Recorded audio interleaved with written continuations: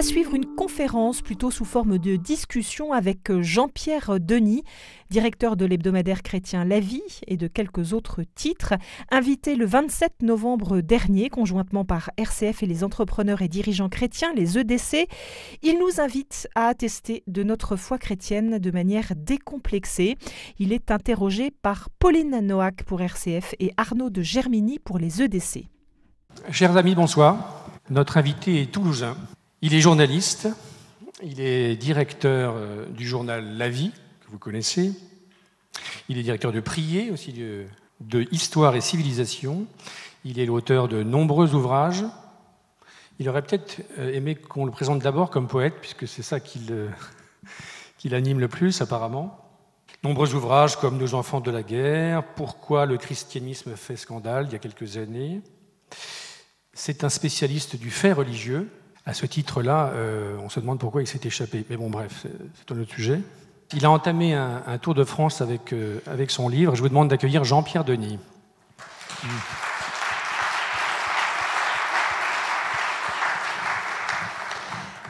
Un catholique s'est échappé. De quel lieu ou de quoi est-ce que vous vous êtes échappé, Jean-Pierre Denis ? Alors d'abord, bonsoir à tous, je suis très heureux d'être là. De quoi je me suis échappé ? Vous savez, vous avez dit que j'étais un peu un spécialiste des questions religieuses, de ce qu'on appelle pudiquement le fait religieux. Bon, en général, on dit fait religieux, vous savez, c'est pour prendre des pincettes, parce que quand il s'agit de religion, il ne faut pas dire la religion, on dit le fait religieux, ça permet de prendre des petites pincettes, souvent. En tout cas, je suis censé être un expert de ces sujets-là, ça fait 25 ans que je suis les questions religieuses pour la vie. J'ai suivi ça directement pendant une dizaine d'années, puis depuis presque 15 ans comme directeur de ce journal. Et donc j'avais entrepris d'écrire un livre pour expliquer, pour vous dire comment il fallait penser. Et je croyais savoir ce qu'il fallait dire et faire pour sortir le christianisme du marasme dans lequel on est et de la crise quand même de l'Église que l'on voit depuis, hélas, pas mal d'années. Et donc j'ai entrepris d'écrire un livre un peu sociologique ou journalistique. Bon, c'est pas très différent. La sociologie, c'est peut-être du journalisme plus compliqué, mais c'est toujours un petit peu la même chose. Et puis, alors que j'avais presque terminé mon livre, j'ai eu une conversation avec mon père, et c'est pas n'importe quelle conversation, parce que c'est la dernière fois qu'on s'est parlé, et mon père était un catholique tout à fait représentatif de ce pays, c'est-à-dire qu'il mettait jamais les pieds à l'église, et même d'ailleurs pour les grandes fêtes, il n'allait vraiment plus jamais à l'église. Mais il était tout près de la mort, il souffrait beaucoup psychologiquement, spirituellement, je pense, de la maladie. Et il m'a posé cette question, il m'a dit « Dis-moi quel est le chemin ?» Et je n'ai pas su répondre. Alors, quand on ne sait pas répondre à son père, qui vous pose cette question si simple, « Quel est le chemin ?» Tous les mots sont compréhensibles. Si on ne sait pas répondre à ça, alors qu'on est soi-disant un expert, un spécialiste, quelqu'un qui sait, alors c'est qu'on s'est trompé quelque part. Et il faut donc faire ce que j'ai fait.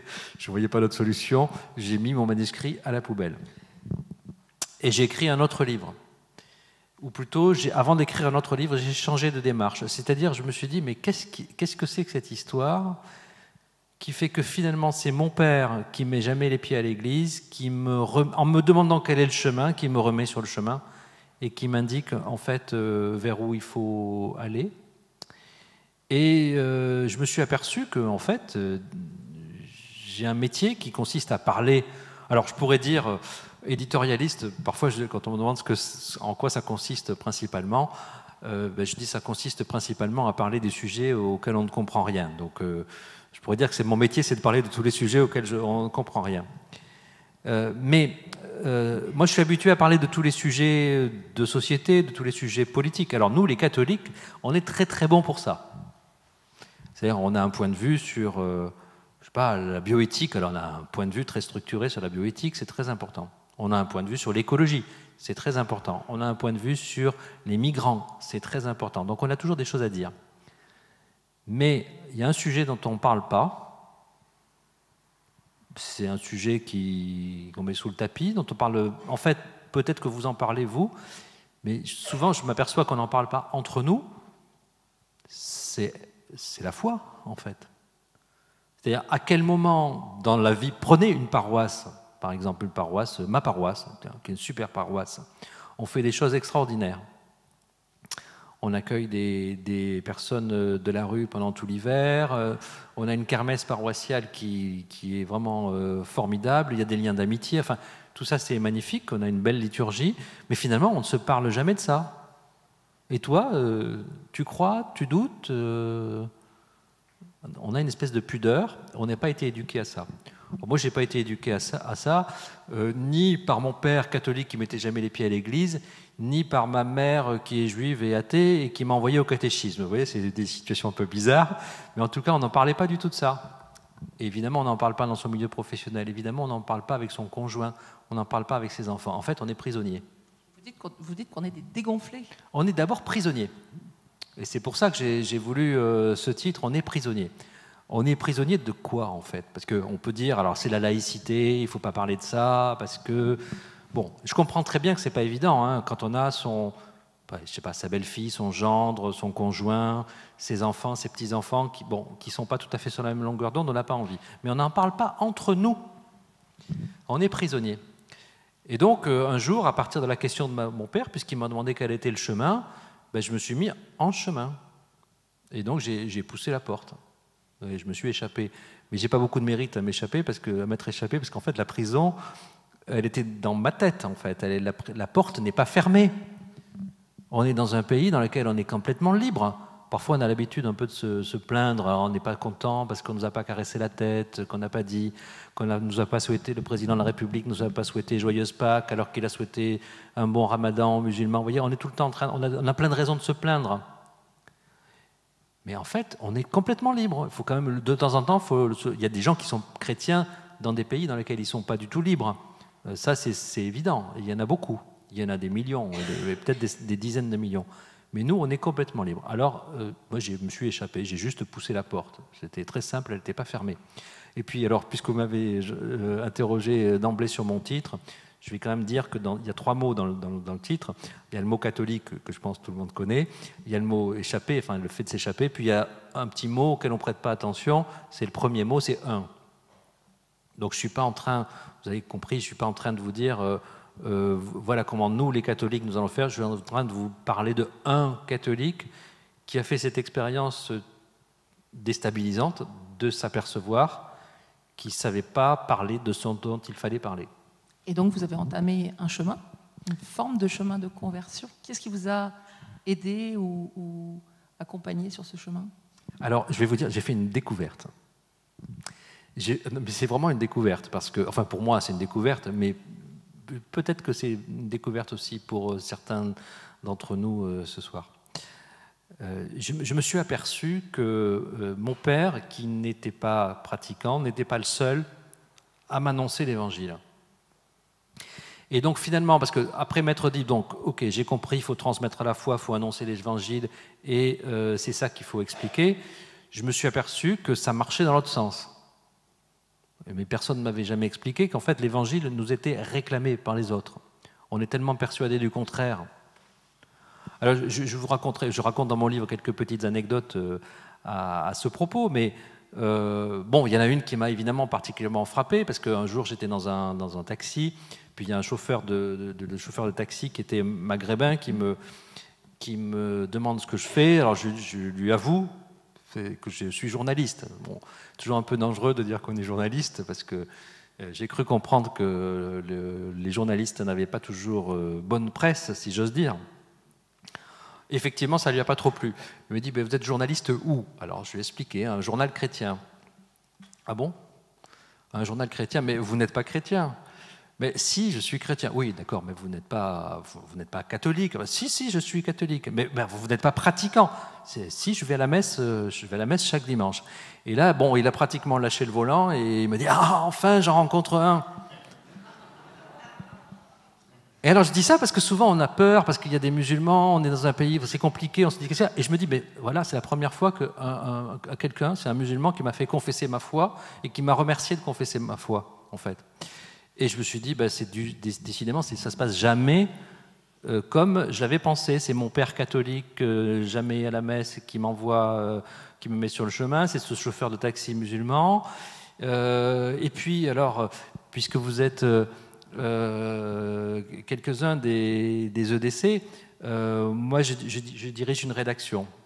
Donc je ne suis pas chef d'entreprise, mais j'ai une responsabilité hiérarchique. Dans un journal chrétien, certes, mais dans un pays avec du droit, c'est assez compliqué. Comment je peux... C'est pas évident de se situer. Et un jour, il y avait une journaliste de La Vie, une jeune femme qui n'était pas chrétienne, et qui a eu un bébé. Ce bébé était très prématuré, le bébé est né vraiment de manière très très prématurée, et il était entre la vie et la mort. Et puis j'ai senti qu'il fallait quand même que je lui dise quelque chose en tant que je suis son directeur. Alors qu'est-ce qu'on dit dans ces cas-là ? Dans un pays laïque, on dit je penserai bien à toi, j'espère que tout va bien se passer. Et puis je me suis dit, non, je ne peux pas lui dire ça. En fait, je suis quand même directeur d'un journal chrétien, je suis quand même croyant, qu'est-ce que je peux lui dire ? Et donc je vais lui dire cette chose, en fait, que je n'avais jamais dite. Je prierai pour toi et pour ton bébé. Alors, comme, en effet, laïcité, droit du travail, tout ça, j'ai dit, si tu veux, voilà. Si tu veux, je prierai pour toi et pour ton bébé. Et elle m'a répondu, oui, je veux bien. Voilà. Et puis c'est tout.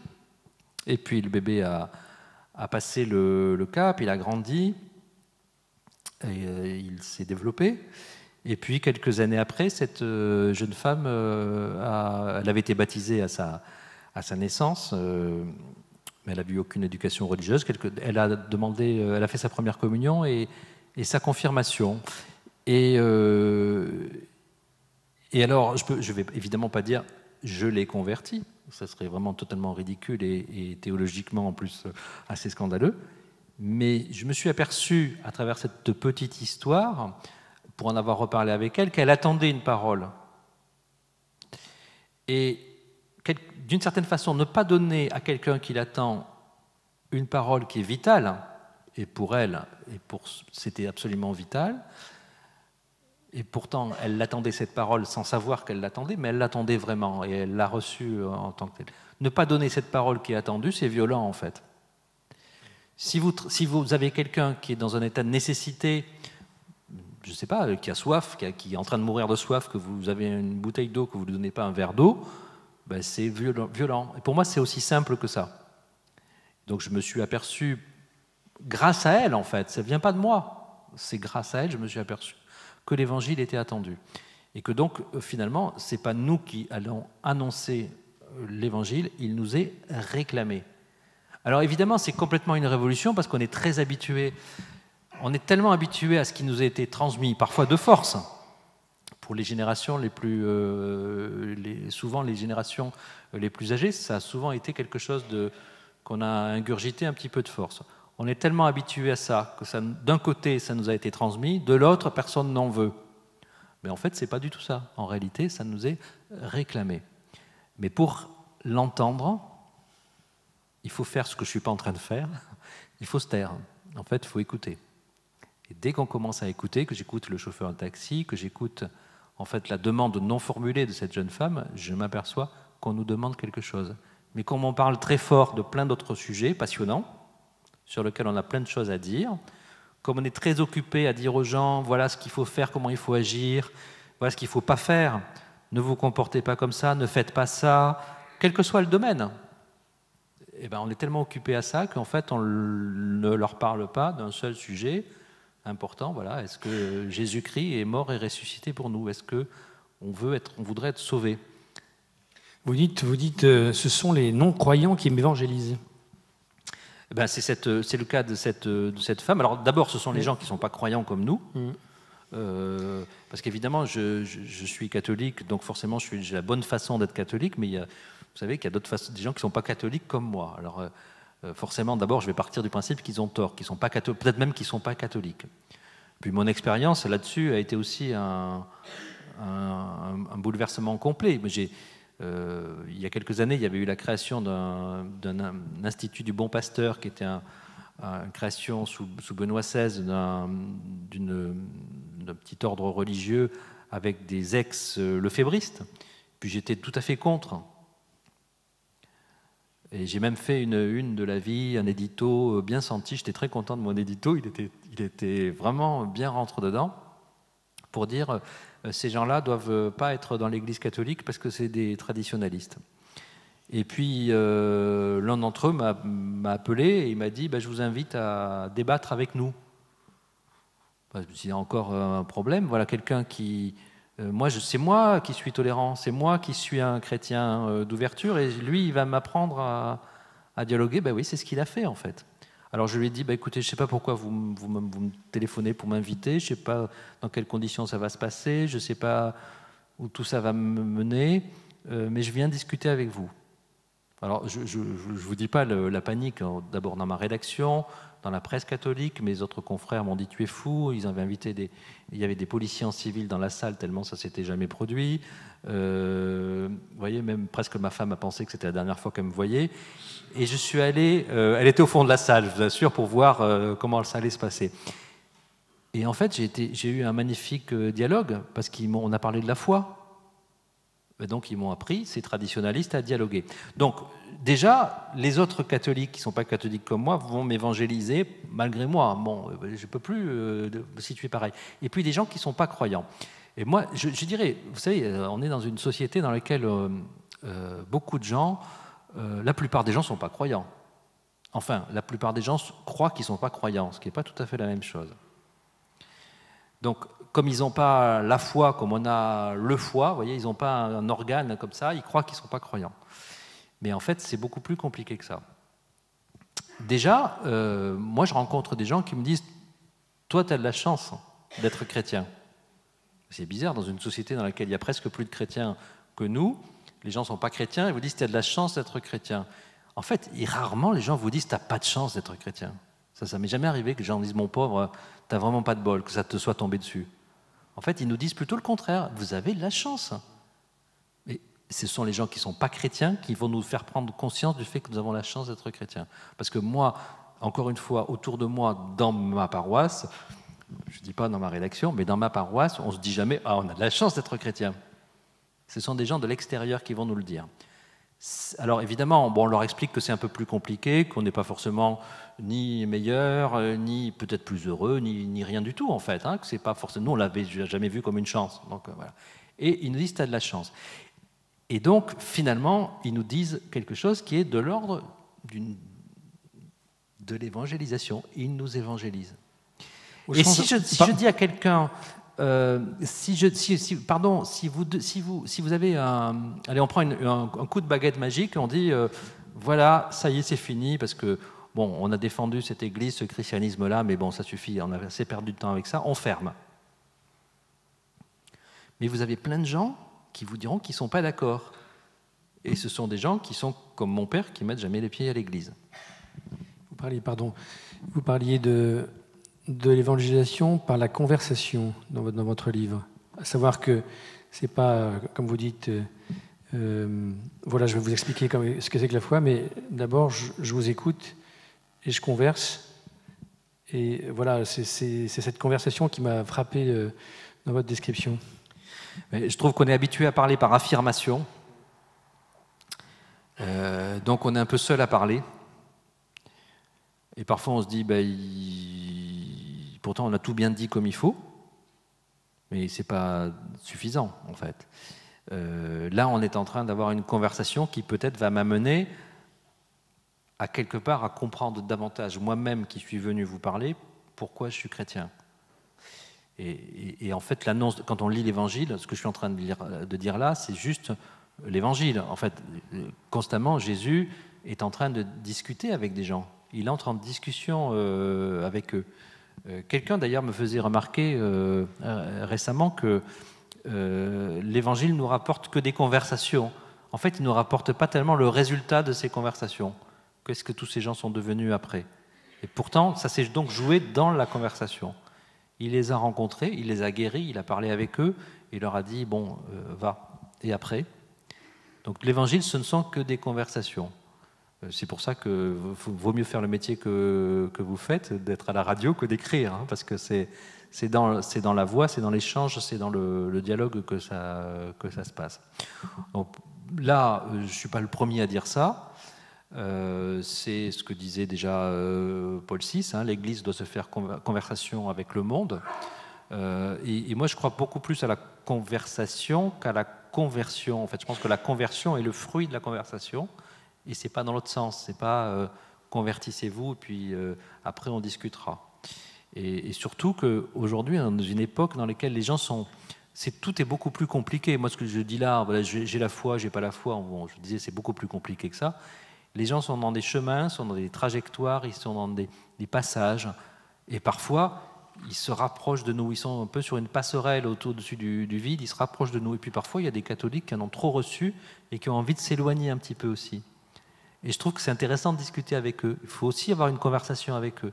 Parce qu'ils ont vécu des choses qui n'étaient pas forcément très heureuses, ou parce qu'ils en ont eu trop, ou parce qu'ils ont voulu bien faire, puis au bout d'un moment ça se casse, ou parce que la vie les a mis dans des épreuves difficiles. Et la conversation, elle est sur ce pont pour moi, entre des gens qui viennent vers l'Église, et des gens qui en sortent, en espérant qu'ils n'en sortent pas définitivement, mais qui s'en éloignent parce que la vie a été plus compliquée pour eux.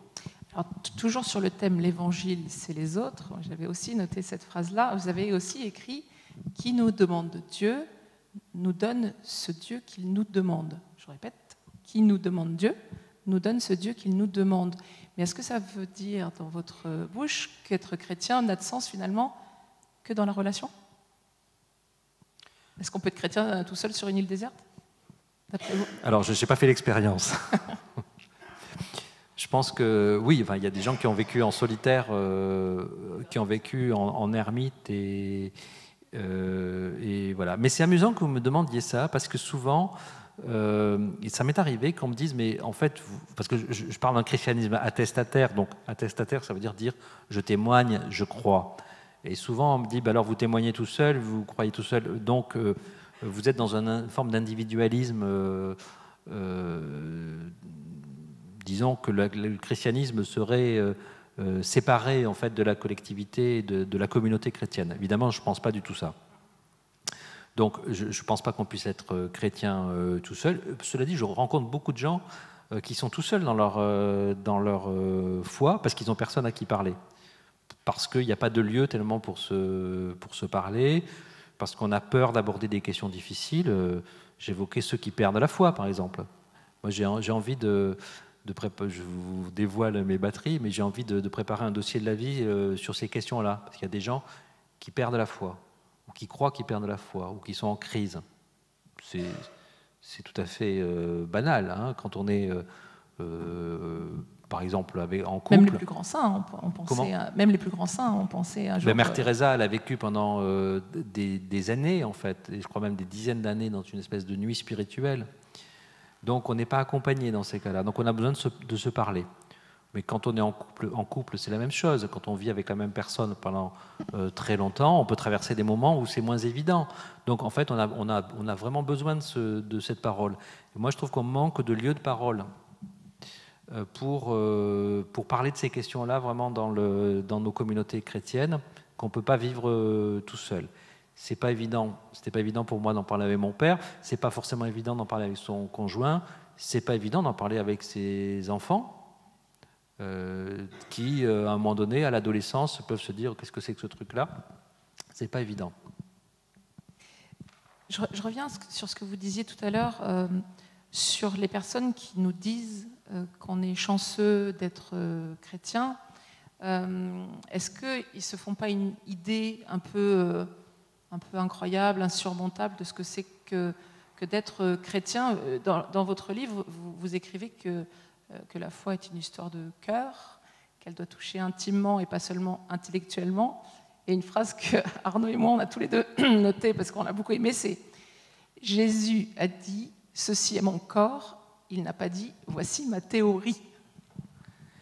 Ouais, on a une vision parfois un petit peu cérébrale. Alors moi je suis un intellectuel, donc forcément j'ai une vision un peu cérébrale. Mais un jour j'organisais une grande rencontre à Lille qui s'appelait les États généraux du christianisme. Et voilà encore quelqu'un qui n'est pas chrétien comme moi et qui m'a appris quelque chose. Et c'est un pasteur protestant évangélique qui a dit cette chose très simple. En fait, il était debout là, et puis il a dit, vous voyez, le christianisme, vous l'avez là, il faut qu'il descende un petit peu, qu'il descende là. Voilà. Je me dis, c'est pas un très long chemin, mais alors pour nous, c'est en fait si un très long chemin, parce que je trouve que l'Église a apporté beaucoup d'intelligence. Et je ne suis pas contre l'intelligence, je suis un intellectuel. Elle a apporté beaucoup d'intelligence. Sur la bioéthique, par exemple, la réflexion de l'Église, elle est très construite, elle est très intelligente. Donc toute cette intelligence, elle est évidemment remarquable. Mais elle ne répond pas à la question la plus fondamentale et la plus simple, la plus existentielle. Donc c'est ça le chemin en fait que je pense qu'il nous faut faire. C'est un chemin du cœur. Du cerveau au cœur. C'est pas pour dire arrêtons de réfléchir, arrêtons de nous former.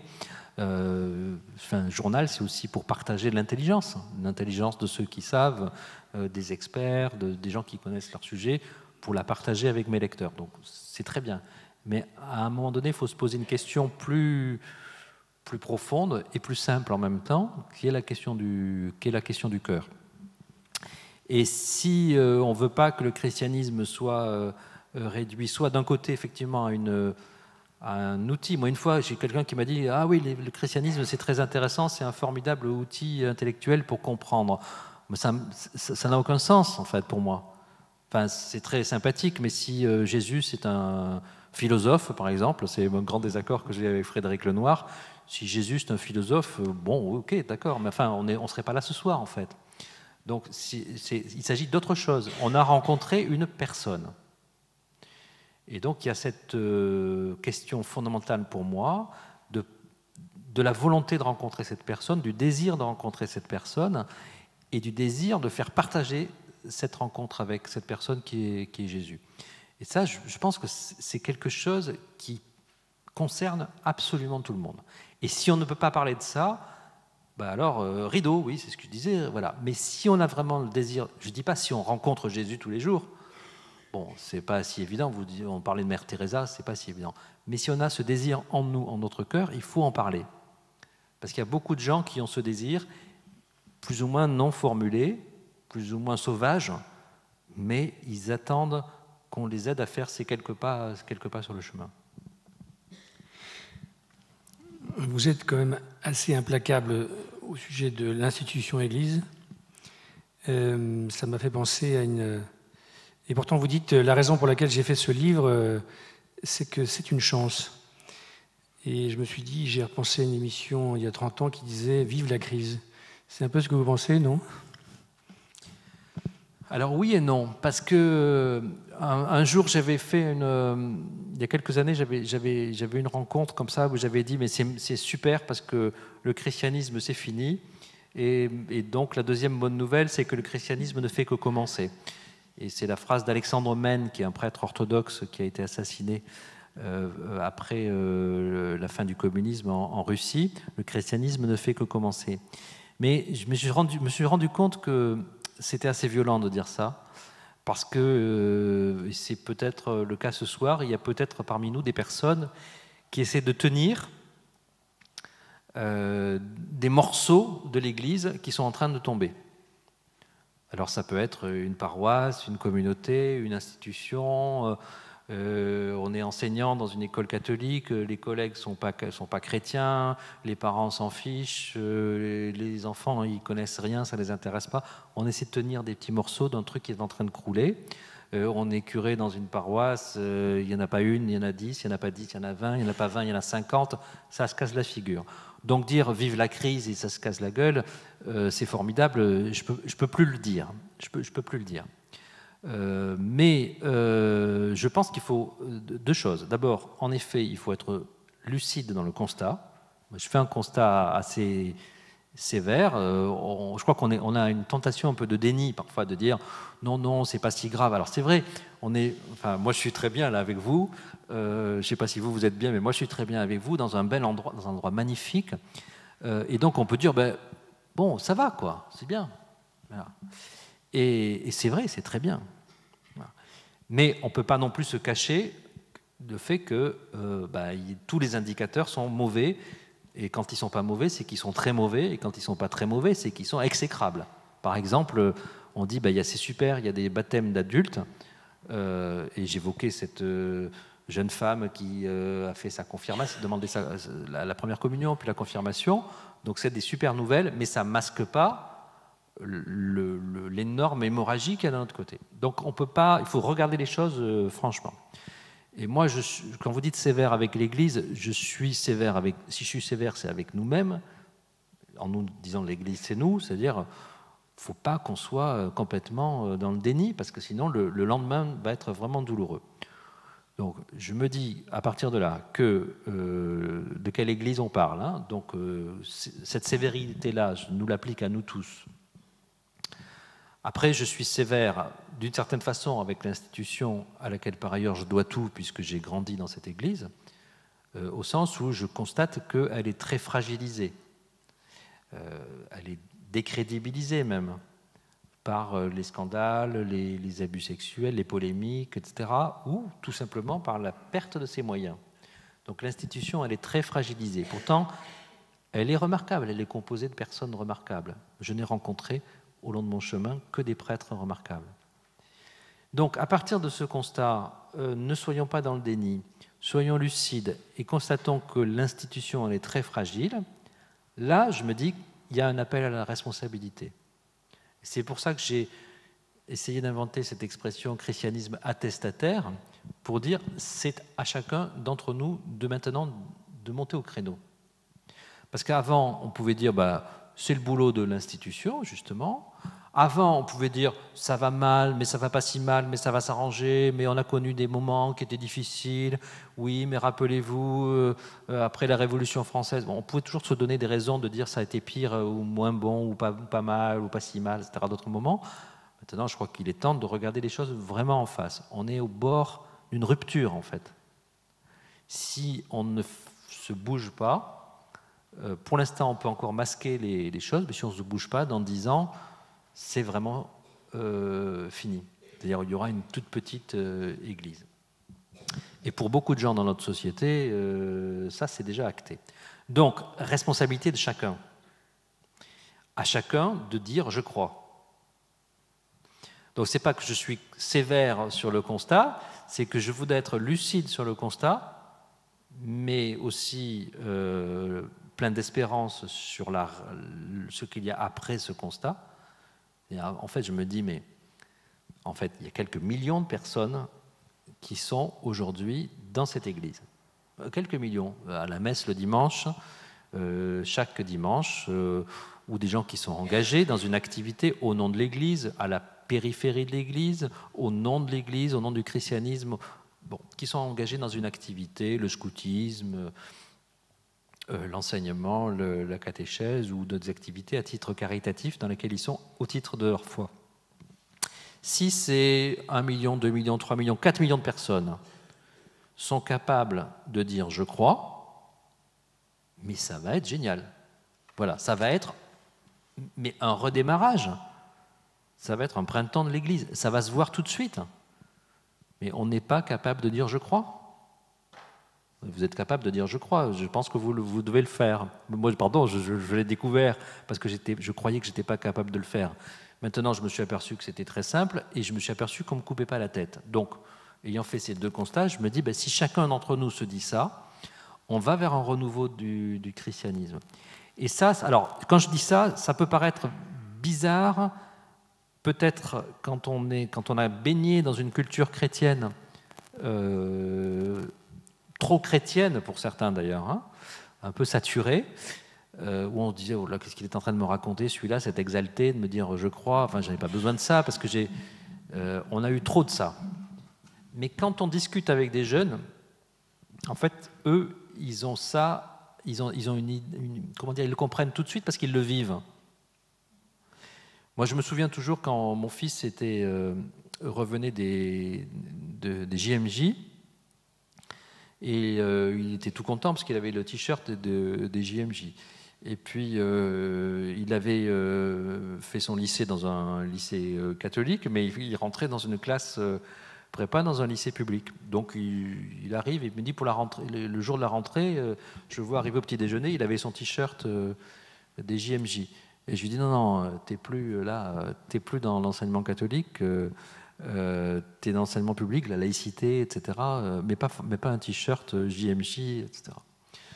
Bon, puis on a négocié et on a convenu qu'il prenait un pull et que si jamais on lui faisait une remarque, il mettait son pull. J'ai dit, fais pas des histoires le jour de la rentrée quand même. Et puis le soir, il est revenu et je lui ai dit, alors ça s'est passé comment? Tu as dû mettre un pull? Il me dit, non, pas du tout. Un tel m'a dit, ah, tu y étais toi aussi? Et donc, réseau, ils ont pu tout de suite reconstituer un petit réseau informel, se repérer, s'apercevoir qu'on n'est pas seul. Puis il y a celui qui a dit, c'est quoi? Évangélisation. Et voilà. Et puis il y a ceux qui s'en fichent. Très bien. Et finalement, il m'a montré que c'était évident pour leur génération. Si j'étais taquin, je dirais qu'en fait, c'est plus compliqué que ça, parce que quand il était dans son lycée catholique, c'était pas toujours évident d'être catholique. Mais bon, ça, c'est une autre histoire que d'autres peut-être connaissent aussi. Mais ce que je veux dire, c'est pas ça. Donc, je vais rester sur mon sujet, mais cette jeune génération de catholiques, ils sont naturellement attestataires de manière évidente, tout simplement parce qu'ils baignent dans cette culture complètement sécularisée, dans laquelle ils ont conscience du fait qu'il faut qu'ils disent ce qu'ils sont. Alors que peut-être leurs grands-parents ont grandi dans une culture totalement construite dans l'autre sens. Oui, vous allez même plus loin quand vous parlez de la jeune génération. En fait, ce qu'on entend, c'est qu'ils ne sont pas des tièdes. Ils ont choisi finalement. Vous qualifiez cette génération de sociale, mystique et écologiste. C'est un tout, en fait. C'est vraiment une génération engagée, une génération catho plus. Alors, comment est-ce qu'on peut justement suivre leur chemin, suivre leur voie? Moi, je trouve que ce qui est en train de se passer, c'est vraiment impressionnant. Parce qu'il y a eu des couches, en fait, un peu idéologiques dans notre christianisme, dans notre Église. Et je trouve que depuis quelques années, ça se passe très rapidement. En 4 ou 5 ans, il y a une sorte de maturation dans cette génération des jeunes qui, oui, alors je les appelais catho plus parce que je pourrais expliquer pourquoi. En fait, une fois, vous savez, on avait fait un sondage au moment des JMJ pour savoir qui ils étaient, ces jeunes qui vont au JMJ. Et puis, il y a une question qu'on ne pose plus jamais dans les sondages. Plutôt, quand on pose dans un sondage la question « Êtes-vous catholique ?» Pratiquant, ça veut dire 1 fois par mois. Et on ne demande plus jamais si les gens vont à la messe 1 fois par semaine ou tous les jours. Cette question n'existe plus dans les études d'opinion depuis très longtemps. Et j'ai dit, on pourrait quand même la remettre. On m'a dit, on ne va pas remettre cette question, c'est aberrant. Enfin, c'est pas... Et puis on a eu des résultats très étonnants. C'est-à-dire qu'en fait, on a bien fait de la remettre parce qu'il y en avait beaucoup qui allaient à la messe plusieurs fois par semaine. Mais ils étaient aussi très engagés. Ce sont les mêmes qui font des maraudes dans la rue, ce sont les mêmes qui inventent des colocations d'étudiants et de SDF, mais ils sont aussi très ritualistes. Ils vont faire l'adoration eucharistique. Donc j'ai dit catho plus. Voilà, il y a toujours, dans les générations qui les précèdent, une sorte de tri, en fait. On va être plus social, on va être plus spirituel. Enfin, moi, je trouve que cette génération, elle est très impressionnante parce qu'elle prend tout. En fait, elle est vraiment chrétienne, on va dire. Elle n'est pas chrétienne à moitié, ou elle ne fait pas le tri par rapport à une génération, peut-être, on appelait à une époque le christianisme de cafétéria, où en fait chacun va prendre ce qu'il veut et mettre ce qu'il veut sur son plateau. Donc je trouve que moi, j'apprends beaucoup à la rencontre de cette génération, dont je sais que peut-être elle peut agacer ou surprendre d'autres générations. Moi, j'apprends énormément et je suis très encouragé en fait par l'attitude de ces jeunes, très évangélisés encore une fois. Et je trouve qu'ils ont besoin aussi d'être encouragés parce que c'est vraiment formidable. Donc cette génération, et ça c'est en train de se produire sous nos yeux en peu d'années. Je trouve qu'on a aussi, je ne veux pas faire de la, vous avez compris que je n'étais pas là pour faire de la politique ou de la polémique sur des questions vraiment proprement idéologiques, mais je trouve que par rapport à ce que c'était il y a quelques années, on est moins dans un militantisme politique et plus dans une volonté de cohérence. Et moi, je pense que l'attestation, elle est conditionnée par ça. C'est-à-dire que vous ne pouvez pas faire la morale aux gens parce que vous n'êtes pas à la hauteur de la morale que vous faites. Donc, il faut arrêter de faire la morale. Par contre, vous pouvez être, et ça, tout le monde le voit. Si le pape François a une crédibilité, c'est si on sait qu'il vit d'une certaine façon. C'est-à-dire que le magistère, l'institution qui va donner une vérité, et cette vérité, elle est acceptée parce que c'est une institution, ça c'est fini. Mais c'est vrai dans la famille. Moi, si je vais expliquer à mes enfants comment il faut qu'ils se comportent, et je pense que je ne suis pas le seul. Si je suis professeur et que je vais expliquer à mes élèves un certain nombre de choses, si je suis chef d'entreprise et que je dois dire des choses à mes salariés, si je n'ai pas un comportement qui est d'abord un comportement qui prêche par l'exemple, ma parole n'est pas crédible. Donc il n'y a plus d'institution, il n'y a plus de figure institutionnelle, instituée qui soit crédible a priori. Donc il faut être capable d'attester par son comportement plus que par son discours. Et je trouve que cette génération, elle a vraiment compris ça en essayant d'être en acte et tout en étant dans l'attestation et dans l'attestation de ce qu'elle croit. Qu'est-ce que vous diriez? Alors, vous parlez du chef d'entreprise, alors forcément ça m'intéresse. Lors de nos dernières assises des EDC à Strasbourg, il y avait tout un volet sur le témoignage en entreprise. Et donc, on va dire pour simplifier, la chapelle principale, c'était moi je suis chef d'entreprise, mais je ne parle pas de religion parce que tout ce que vous avez dit, tout ce que vous avez expliqué, et je préfère les actes, mais jamais la parole. Alors, comment faire? Alors, si c'était simple, il y aurait une réponse simple, et je ne veux pas dire que pour moi c'est simple. Mais de mon expérience, pour le coup de journaliste, je n'ai jamais constaté que le fait de dire « je suis catholique » soit un obstacle. Souvent, on s'imagine qu'on ne peut pas dire « je suis catholique ». Alors, en effet, si vous êtes dans le cadre d'une relation sociale compliquée, que vous avez en face de vous des représentants du personnel qui peut-être vous attendent au tournant, si vous êtes dans un milieu dans lequel la laïcité est devenue détournée en fait, de son sens, est devenue plus agressive. Si vous avez sûrement entendu parler de cette religieuse qui a été refusée dans une maison de retraite parce qu'elle était religieuse, qu'elle avait un voile, au mépris de la loi. Bon, donc on voit qu'il y a des contextes dans lesquels c'est pas évident. Donc je ne veux pas être celui qui dit non, c'est facile. Mais de mon expérience de journaliste, j'évolue dans un milieu qui n'est pas spécialement chrétien, le milieu des médias. Vous l'avez peut-être remarqué. C'est pas un milieu dans lequel l'évangile est proclamé explicitement du matin au soir. Moi, je me suis aperçu que j'étais respecté quand je dis je suis catholique. En fait, c'est très simple. C'est-à-dire, je ne demande pas de privilèges.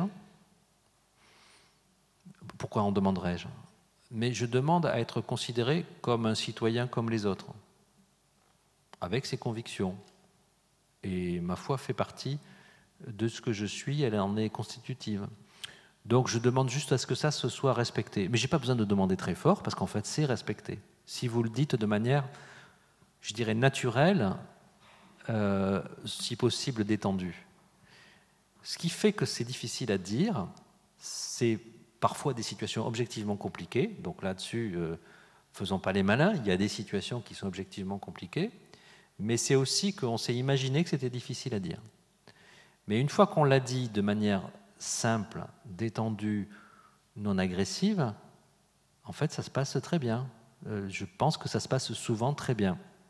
Encore une fois, si vous avez des exemples en sens inverse, je suis tout à fait prêt à les entendre. Hein. Ce n'est pas évident. Mais je trouve que c'est quelque part, si je suis un peu provocateur, je dirais c'est trop facile de dire non, parce que dans le cadre de mon métier, je ne peux pas en parler. En fait, je trouve qu'on a tendance à se couper en morceaux. Et en fait, la spiritualité devrait au contraire nous unifier.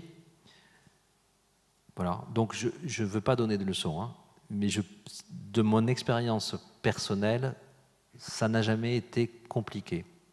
J'ai eu des conflits parfois, même avec mon actionnaire, parce mon journal fait partie d'un groupe de presse qui est le groupe Le Monde. Donc, il y a eu parfois des conflits assez violents sur un certain nombre de sujets.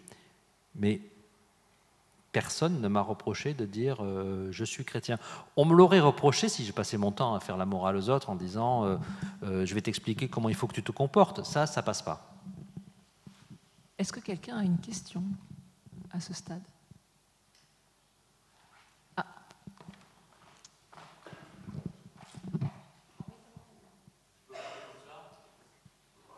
Vas-y.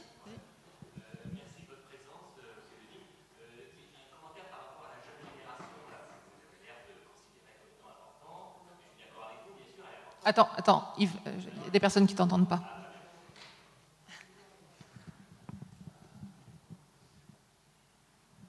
Voilà, merci. Donc cette jeune génération qui est effectivement importante, elle nous sert un petit peu de modèle peut-être. J'ai mes enfants qui sont un peu peut-être sur le même profil que celui que vous faisiez, que vous décriviez comme étant un peu dans le bain de l'attestation. Bon.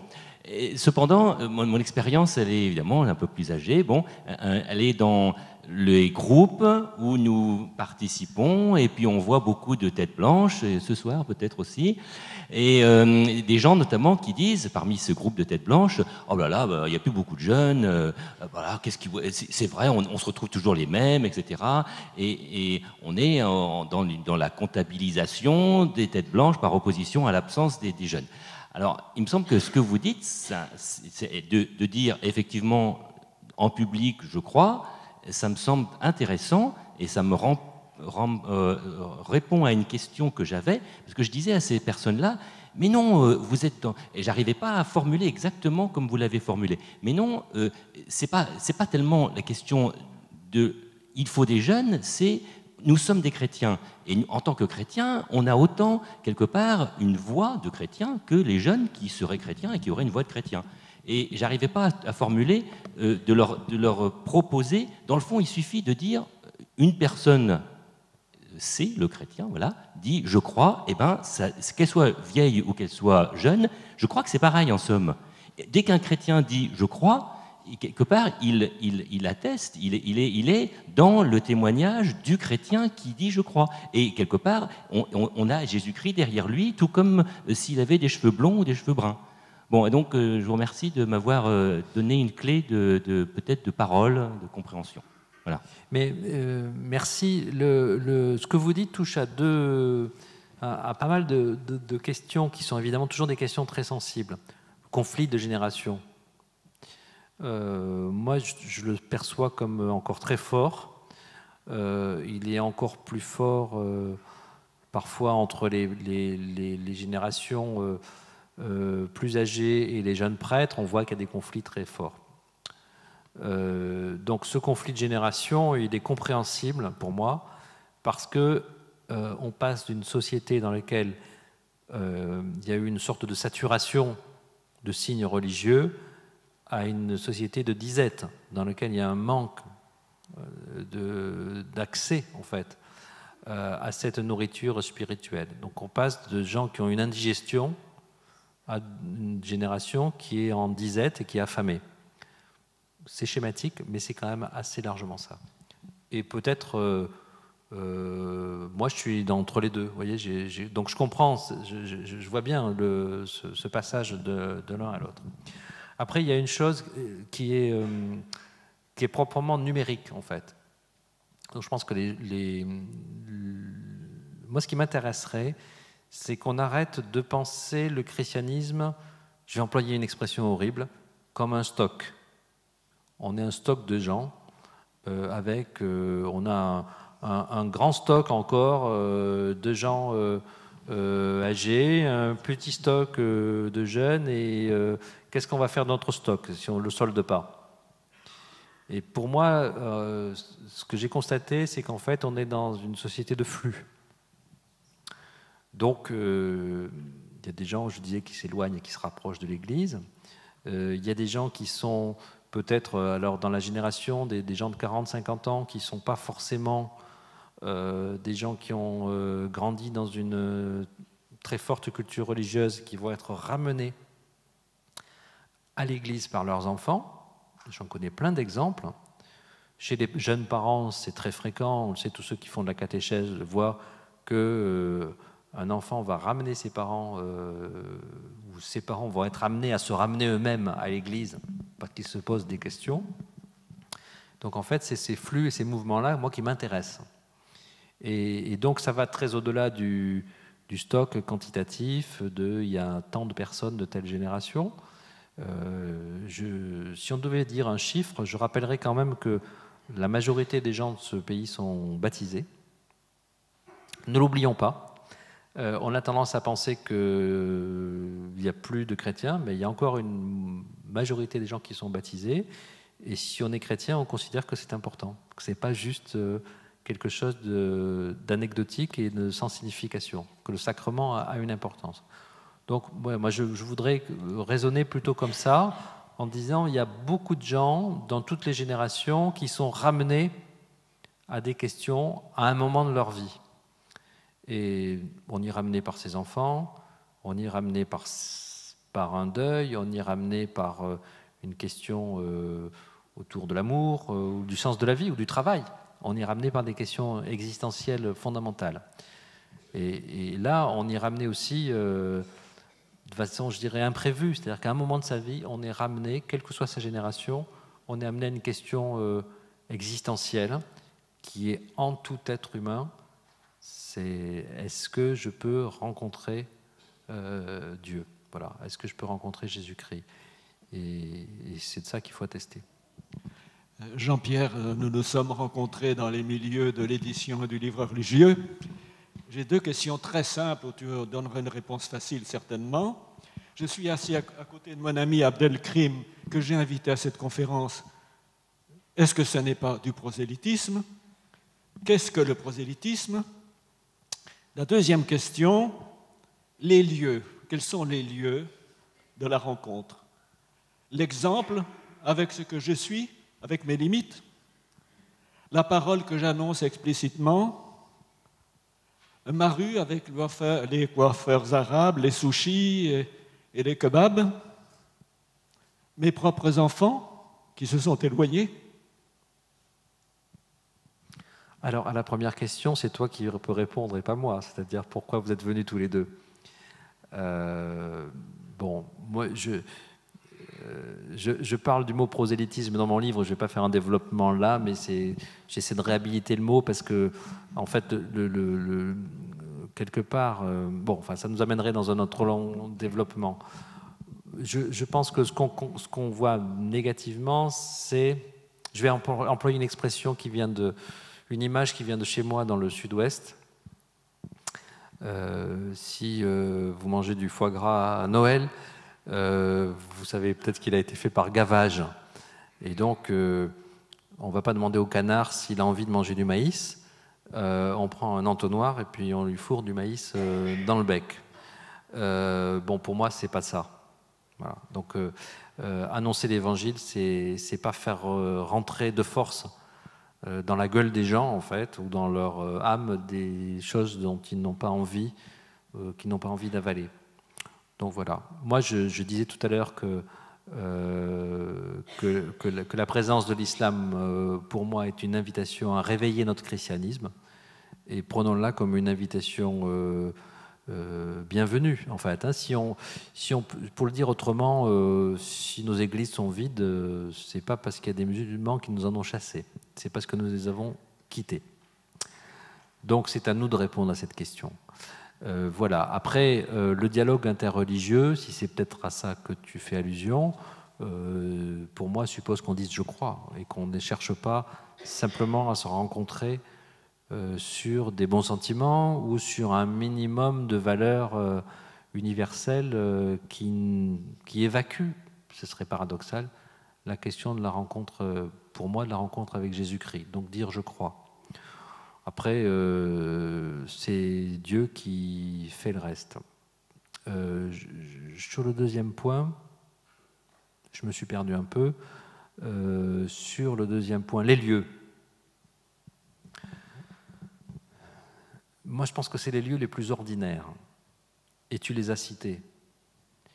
Mon curé m'a fait faire une expérience que j'ai eu beaucoup de mal à faire, parce que ce n'était pas trop dans mon éducation.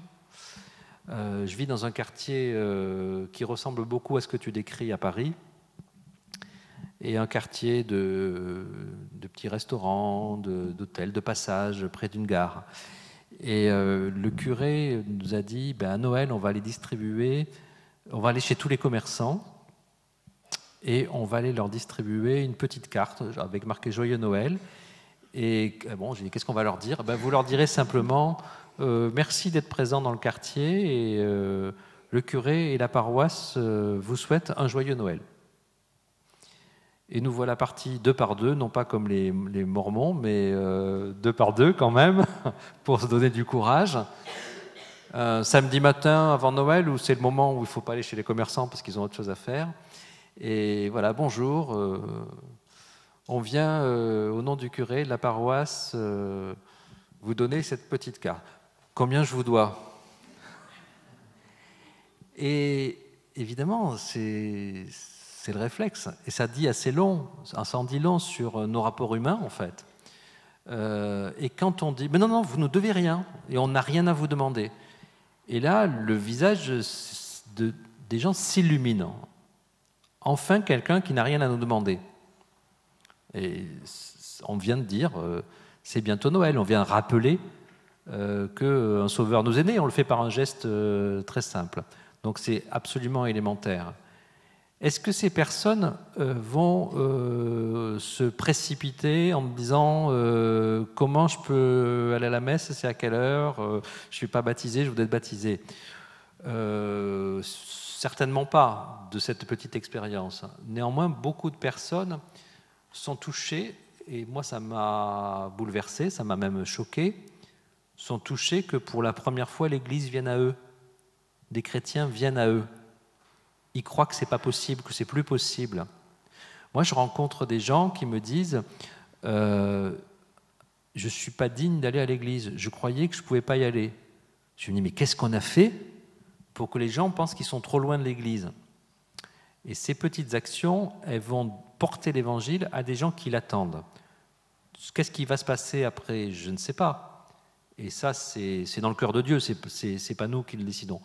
Mais ne pas faire ce geste, vous voyez, c'est ce que je disais tout à l'heure, et ça c'est du quotidien. Ne pas faire ce geste, c'est laisser ces personnes dans cet état de souffrance.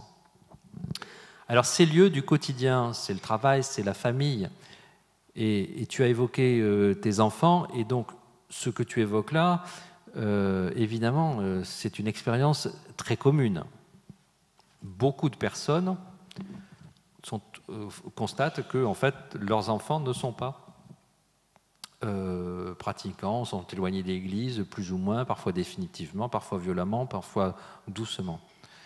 Ça, je sais qu'on vit avec cette souffrance. Mais moi, ce que je propose justement, c'est de renverser la question. Et pas de se demander est-ce que j'ai bien gavé mon canard, mais est-ce que j'ai bien entendu celui qui a soif? Et celui qui a soif, parfois, c'est pas mon enfant, ça peut arriver, c'est mon voisin, c'est le commerçant, c'est mon collègue. Et c'est comme ça que ça se passe, et ça nous échappe, et c'est la providence de Dieu. Donc, ces petits lieux, ces petits moments, ce sont des moments existentiels, parfois très douloureux. Ce sont des petites conversations, c'est le simple fait d'envoyer un petit signal en disant Oui, moi je suis catholique, je vais à la messe le dimanche, voilà, et ça engage à une conversation. Après, il faut suivre la conversation. Et souvent, je m'aperçois que une fois que la personne embraye la conversation, nous on est un peu démunis parce qu'on ne sait pas trop quoi dire, parce qu'on ne se sent pas sûr de nous, on ne se sent pas légitime, on ne se sent pas habilité.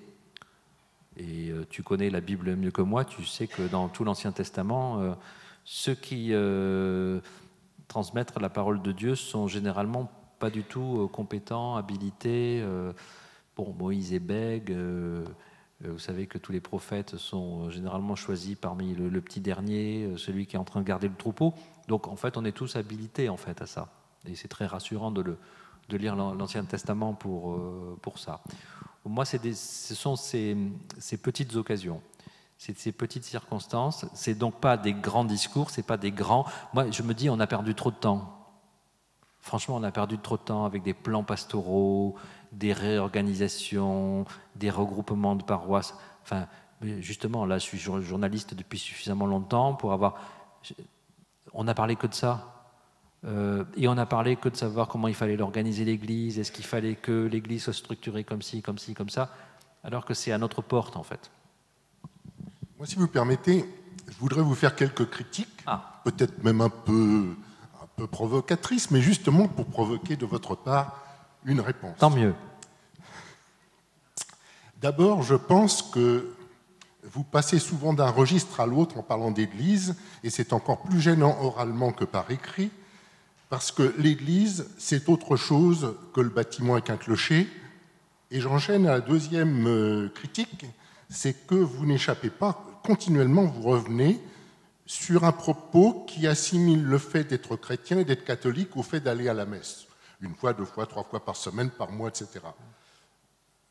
J'aurais tendance à penser, moi, qu'il y a peut-être plus de chrétiens en dehors des églises et en dehors de la messe qu'à la messe. Mais voilà, encore je reste dans la provocation. D'autre part, bon, vous préconisez une attestation qui est même un peu militante. On va distribuer des cartes, on va donner des choses. Bon, en somme, si c'était une démarche commerciale, on dirait que vous vendez votre marchandise. Moi, je pense que l'attestation, la vraie, elle est résumée dans le propos de Pierre dans la première épître. Soyez toujours prêts. Toujours prêt, mais ça veut dire ça ne signifie pas n'arrêtez pas, faites ça à telle cadence. Soyez toujours prêts de rendre compte de l'espérance qui est en vous. Vous avez fait allusion à la joie d'être chrétien, mais oui, c'est ça. Mais c'est pas faire du chiffre, c'est peu importe le nombre de gens à la messe, c'est pas notre affaire, ça. Et alors j'en arrive au dernier point, ma dernière critique, qui est plutôt une question. Finalement, vous avez parlé de votre père, mais moi j'ai envie de vous dire. Lequel de vous deux, finalement, était le plus près de Dieu?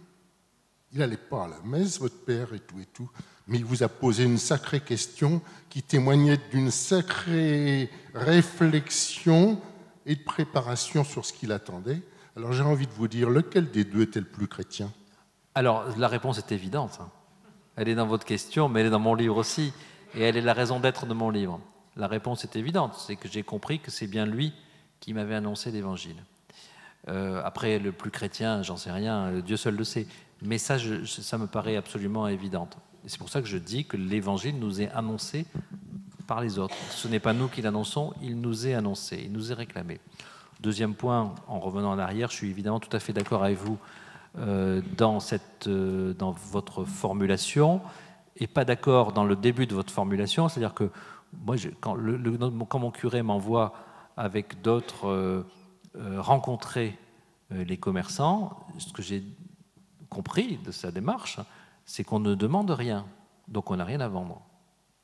Et justement, c'est ça qui est nouveau. Les gens sont saturés de choses qu'on veut leur vendre. Mais on n'a rien à vendre. Et on a bien dit ça, et c'est là que la conversation, justement, s'engage. On n'a rien à vous demander, on ne veut pas d'argent, on ne veut même pas vous demander de participer à la kermesse, de venir à l'église, de venir à la messe du dimanche, on ne demande rien. Donc précisément, c'est la démarche qui est celle-là. Mais on a quelque chose à partager, oui, ça me paraît évident qu'on a quelque chose à partager, parce qu'à l'inverse, l'Église, je vais en arriver au premier point après, justement, mais ce n'est pas un club, et ça peut devenir un club de gens qui ont quelque chose qui est très important, mais qui se gardent pour eux. Et moi, je n'ai pas compris le christianisme comme un club. Et ça, on a tendance à transformer, naturellement d'ailleurs, ça devient un club. Après, comme il y a beaucoup de choses dans vos questions, si j'en oublie, vous me remettrez sur le chemin. Donc, en ce qui concerne l'Église, bon, c'est pas de ma faute si le mot est chargé de plein de significations. L'Église en tant que bâtiment, moi j'aime beaucoup, surtout ici, vous avez quand même un patrimoine chrétien extraordinaire et c'est très bien. Bon, après c'est moyennement intéressant du point de vue qui est le nôtre ce soir, parce qu'on n'est pas des gardiens de musée.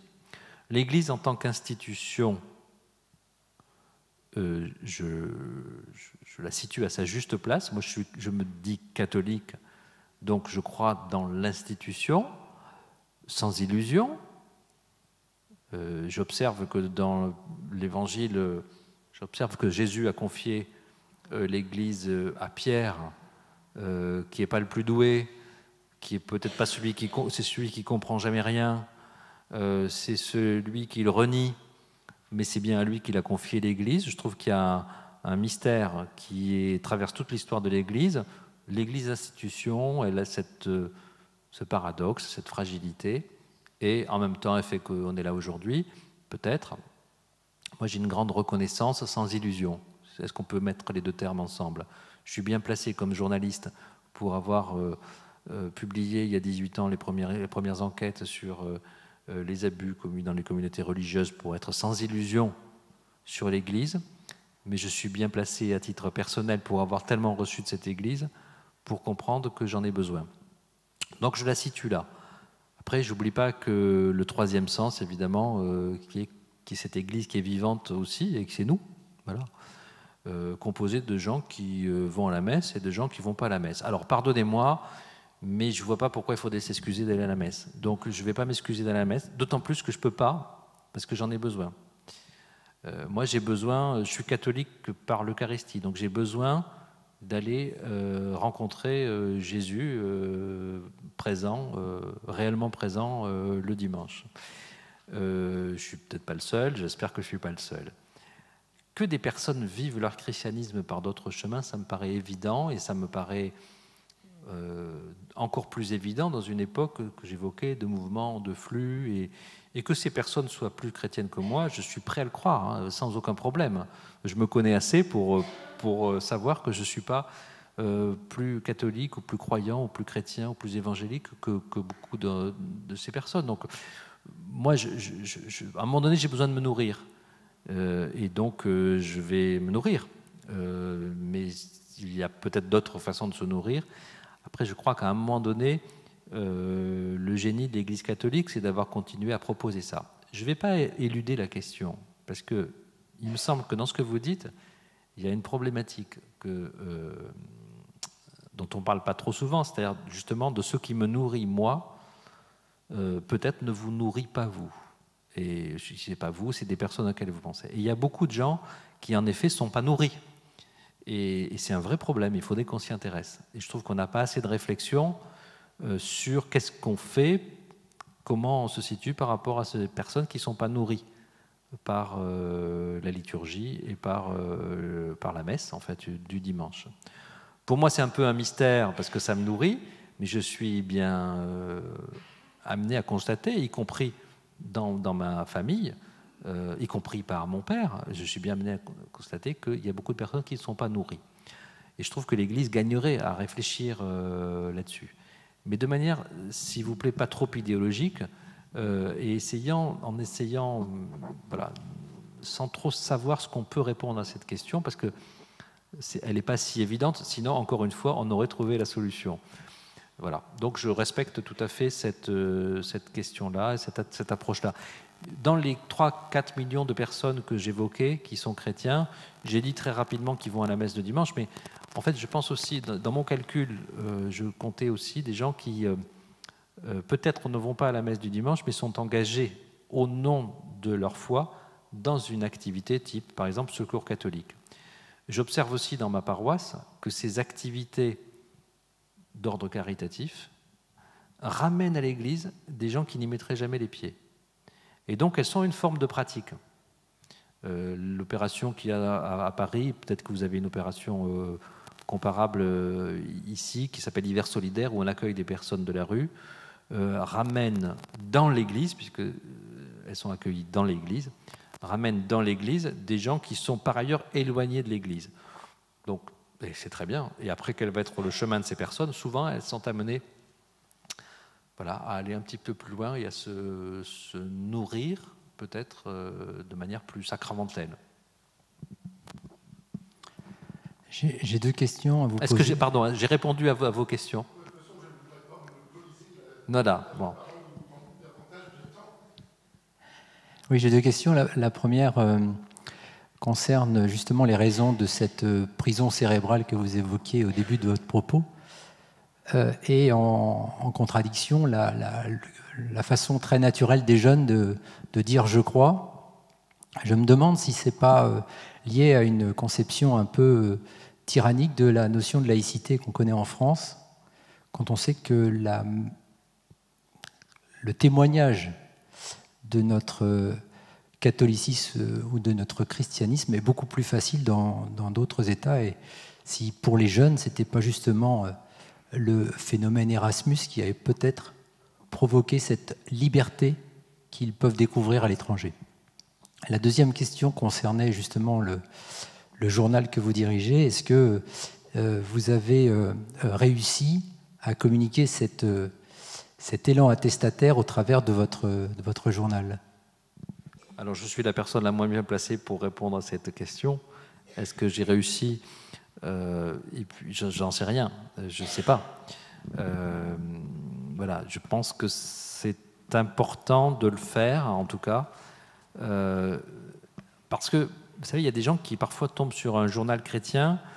Tout à l'heure, j'étais à la librairie et on discutait de ça. Parfois, des gens vont rentrer dans une librairie parce qu'ils ne peuvent pas rentrer dans une église. Ils n'osent pas rentrer dans une église.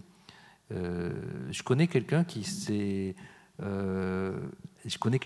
converti comme ça. C'est-à-dire, en fait, il n'avait aucune connaissance sur l'église. Cette question-là le travaillait. Il n'allait jamais dans une église. Par contre, il lisait des journaux. Il s'est dit, tiens, je voudrais lire un journal chrétien. Et il est allé chez un marchand de journaux et il a acheté La Vie. Et je dis ça parce que c'est La Vie, parce qu'il me l'a raconté, mais je pense que ça arrive à d'autres de mes confrères.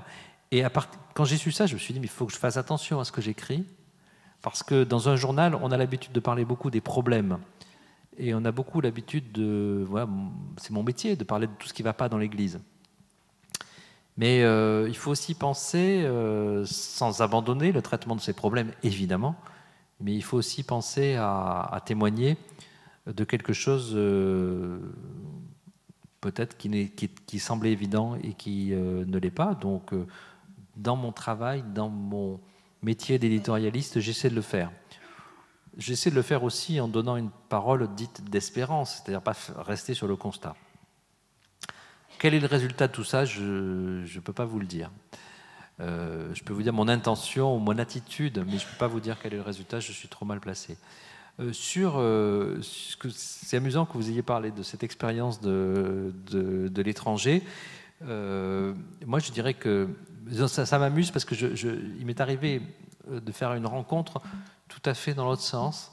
Il y a une quinzaine de jours, j'étais au Japon avant le voyage du pape, que le pape était au Japon, vous savez peut-être, il en est rentré lundi soir, et je suis allé à la rencontre des chrétiens de Nagasaki. Et voilà, je raconte ça d'ailleurs dans La Vie cette semaine, et la semaine dernière.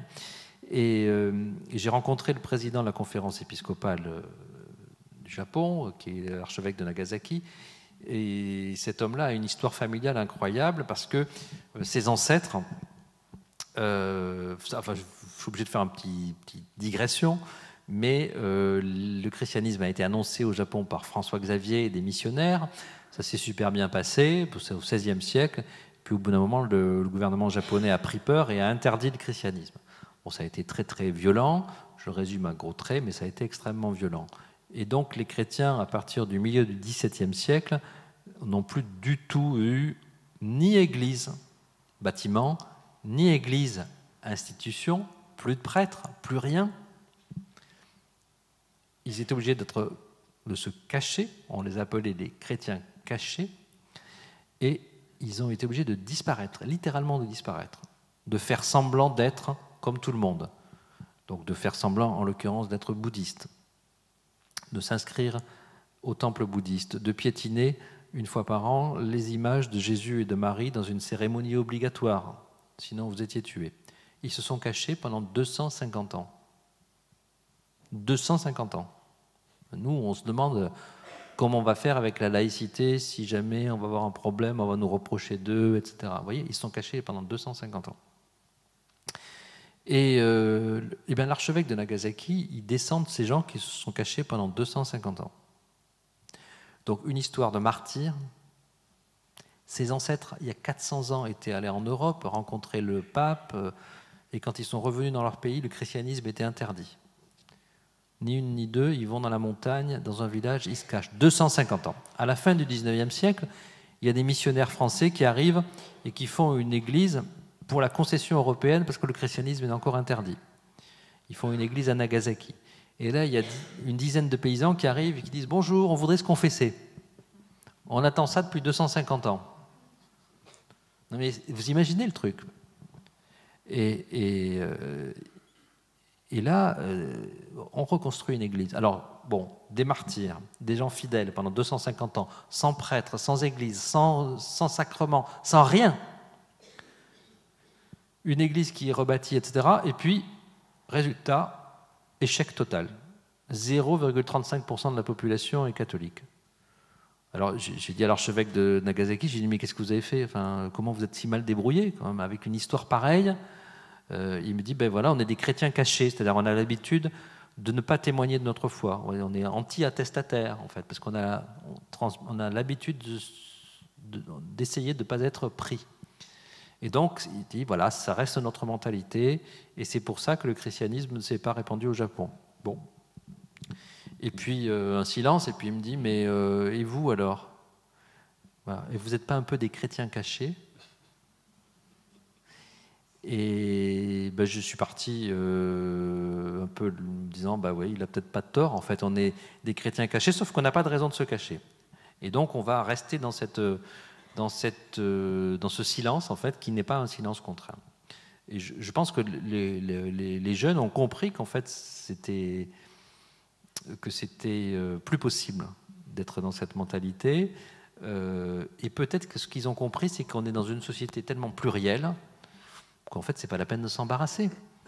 Parce que mon fils, avec son t-shirt des JMJ, il a rencontré, j'imagine, dans la cour, des jeunes avec toutes sortes d'itinéraires, de convictions, d'appartenance. Enfin, on est dans une société qui est devenue aussi beaucoup plus plurielle. Et donc, pour moi, c'est pas tellement le fait qu'ils voyagent, parce que seule une minorité d'entre eux voyagent, c'est le fait qu'ils savent qu'ils vivent dans une société en fait plurielle, dans laquelle on peut dire, voilà, c'est mon choix, c'est ton choix, donc je respecte ton choix. Et donc, ils se situent, je pense, aussi plus facilement en raison de ce constat qu'ils font tous les jours d'une société dans laquelle il y a de tout. Ben, s'il y a de tout, pourquoi on ne serait pas catholique?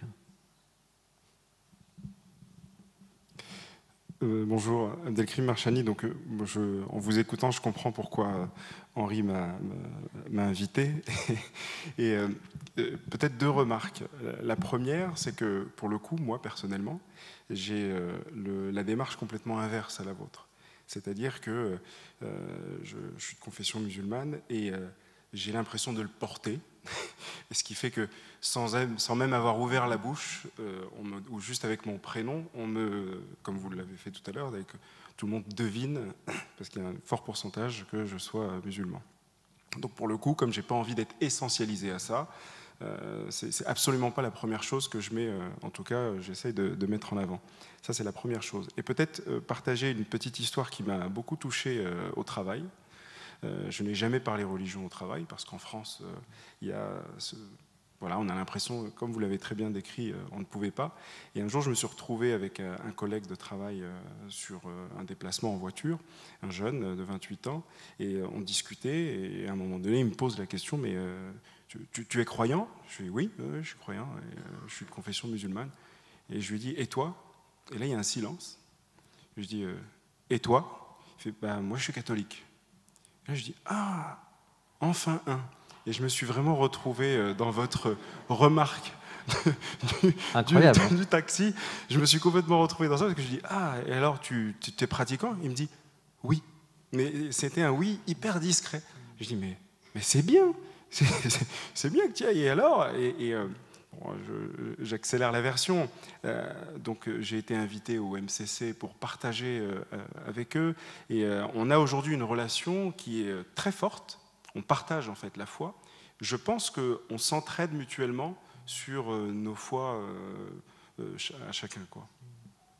Merci. Je ne peux pas faire de commentaires par rapport à ce que vous avez dit parce que voilà, je trouve que c'est très intéressant et encourageant en fait. Je dirais que voilà. Et je trouve intéressant que vous ayez encouragé ce collègue à sortir un petit peu de lui-même. Et je trouve bien aussi que vous voulez, comment dire, c'est réciproque en fait. Voilà. Et c'est pour ça que je parlais de conversation en fait. Et j'aimerais qu'on sorte on parle de monothéisme, mais qu'on sorte de monologue, en fait, dans laquelle on ressasse ce qui nous paraît important, mais qu'on rentre dans ce dialogue. Parce qu'une fois qu'on a dit ce que vous avez dit, plus personne n'est situé de la même manière. Ni le musulman essentialisé, ni le catholique sécularisé d'office. Et en fait, il n'a pas forcément envie d'être sécularisé d'office, mais il se sécularise quand même lui-même parce qu'il pense que c'est ce qu'on attend de lui.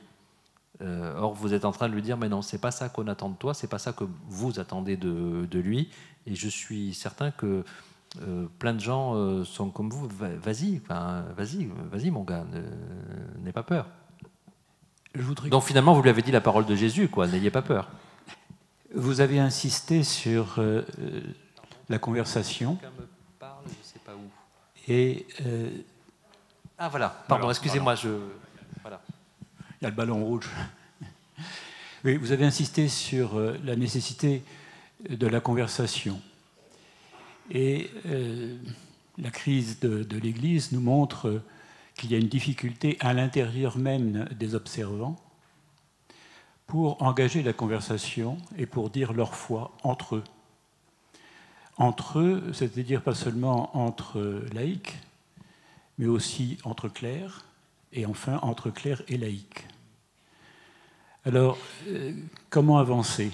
Parce qu'on est dans des silences sur les sujets qui sont douloureux, et on voit que nos évêques ont quelquefois un peu de peine à établir eux-mêmes le premier pas de conversation, même s'ils en ont l'intention profondément, non seulement dans leur cerveau, mais aussi dans leur cœur.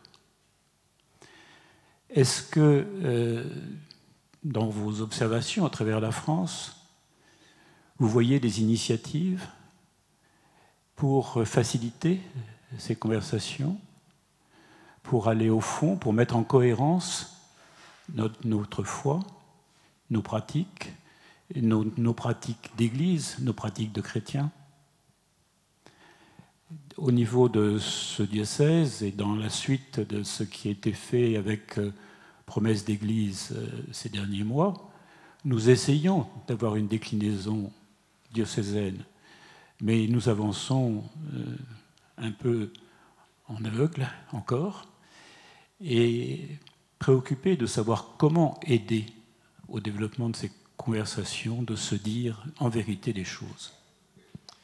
Alors, ce que vous dites est assez terrible, mais très juste, de mon expérience. Je suis effaré de constater la difficulté que nous avons à nous parler. Il m'est arrivé d'aller à des rencontres de prêtres, une journée où les prêtres d'un diocèse étaient censés se rencontrer et de constater qu'ils ne se parlaient pas, entre eux, prêtres, voire qu'ils se regardaient un peu en chien de faïence, voire que c'était très compliqué entre eux. Il m'est arrivé, à l'occasion de ces crises, de constater que les rapports entre les prêtres et les évêques étaient devenus très difficiles. Et c'est vrai dans beaucoup d'endroits. Je constate que parfois il est difficile de parler à son curé, lequel trouve que les paroissiens peut-être ont du mal aussi. Vous voyez, c'est toujours réciproque cette difficulté-là. Et c'est amusant parce qu'avant de venir, on parlait de médiation. Et justement, je pense qu'on aurait besoin en fait d'une forme de médiation dans l'Église pour nous aider à parler. Alors il y a quelques années, j'avais organisé les États généraux du christianisme pour ça.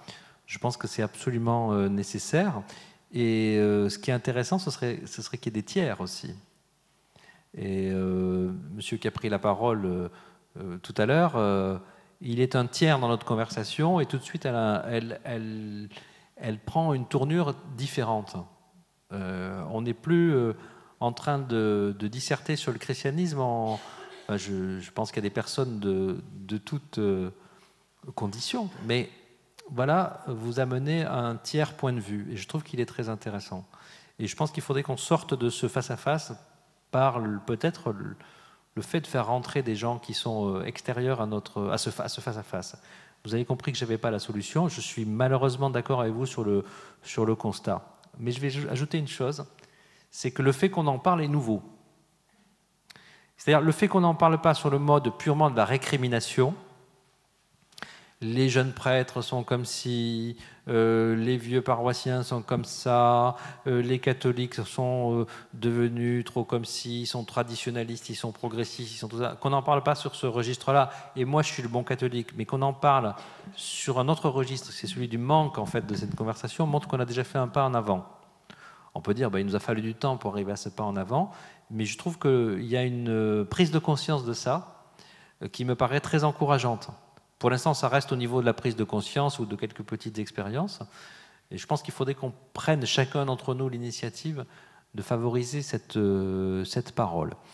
Voilà. Mais en même temps, je vais mettre un autre correctif, c'est que moi, la vie en fait de la communauté chrétienne, dont je suis un grand bénéficiaire et peut-être un affreux consommateur, m'intéresse, mais jusqu'à un certain point, parce que je pense que l'essentiel, c'est la conversation non pas entre nous, mais avec le reste de la société. Je ne veux pas dire qu'il faut opposer l'un à l'autre, mais je pense que ce dialogue entre nous, il est manquant, il est déficitaire, il faut le développer, et il faut que ce dialogue il s'ouvre aussi à tous ceux qui sont capables en désir d'entendre quelque chose et de nous apporter quelque chose, en capacité de nous apporter quelque chose. Moi, c'est tout à fait autre chose. Je voulais dire, là, on posait la question sur la vie, est-ce que ça apporte la foi ? Moi, il y a quelque chose qui me frappe, c'est qu'autour de moi, beaucoup de gens qui lisent la vie, la première chose qu'ils lisent, ce sont les essentiels. Et les essentiels, c'est toujours des expériences de foi où les gens disent leur foi. Et des gens assez extraordinaires, souvent, quand même, assez hors du commun. Donc ça, c'est la première chose. Et ça rejoint un peu... Une autre expérience que je vis actuellement, c'est que j'ai des contacts d'amitié assez forts avec des convertis et des gens qui sont sur le chemin du catéchuménat. Et qui, eux, n'ont aucun problème à dire leur foi. Ils sont tellement heureux qu'ils le disent. Et ça ne pose pas de problème. Ils sont tout neufs. En plus, ils n'ont pas encore vu tous les problèmes de l'Église, institution. Et je pense qu'il faut vraiment se mettre à leur écoute parce qu'ils sont d'une richesse assez étonnante. Et puis, la troisième chose, c'est une petite expérience qu'on fait. Alors, c'est ma voisine là qui a lancé l'opération, mais qui ne veut pas en parler. Sur une des paroisses de la rive gauche, sur Saint-Sever, il y a des parvis qui ont lieu, on appelle ça un parvis, une fois par trimestre.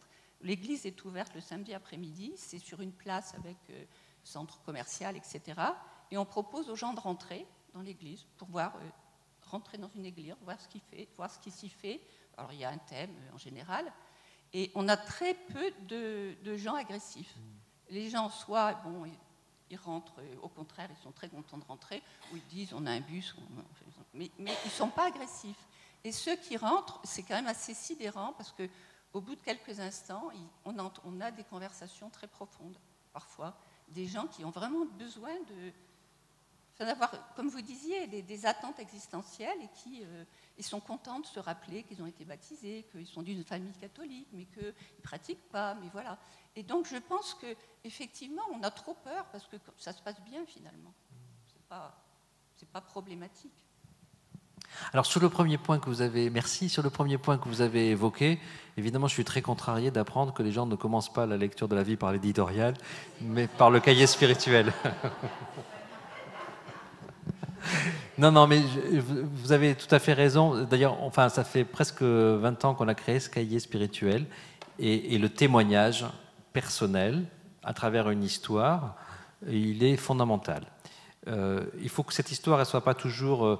tout le monde n'a pas eu... Enfin, comment dire, c'est comme en amour. On n'a pas toujours eu un coup de foudre et on peut avoir une relation amoureuse très importante, très profonde et qui ne repose pas sur un coup de foudre. La vie, elle n'est pas faite que de coups de foudre, elle est faite aussi d'événements ordinaires et d'épreuves traversées.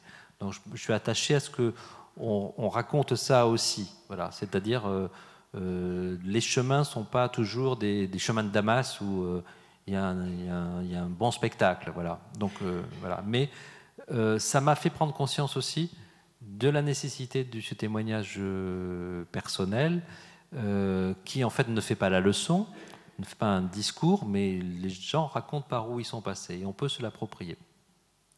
Je trouve que ce que vous décrivez comme de votre expérience de parvis est très intéressant. Et en fait, deux choses. Un, je crois que les gens ont... Comment dire, on est quand même imprégné de christianisme, même quand on est sorti du christianisme.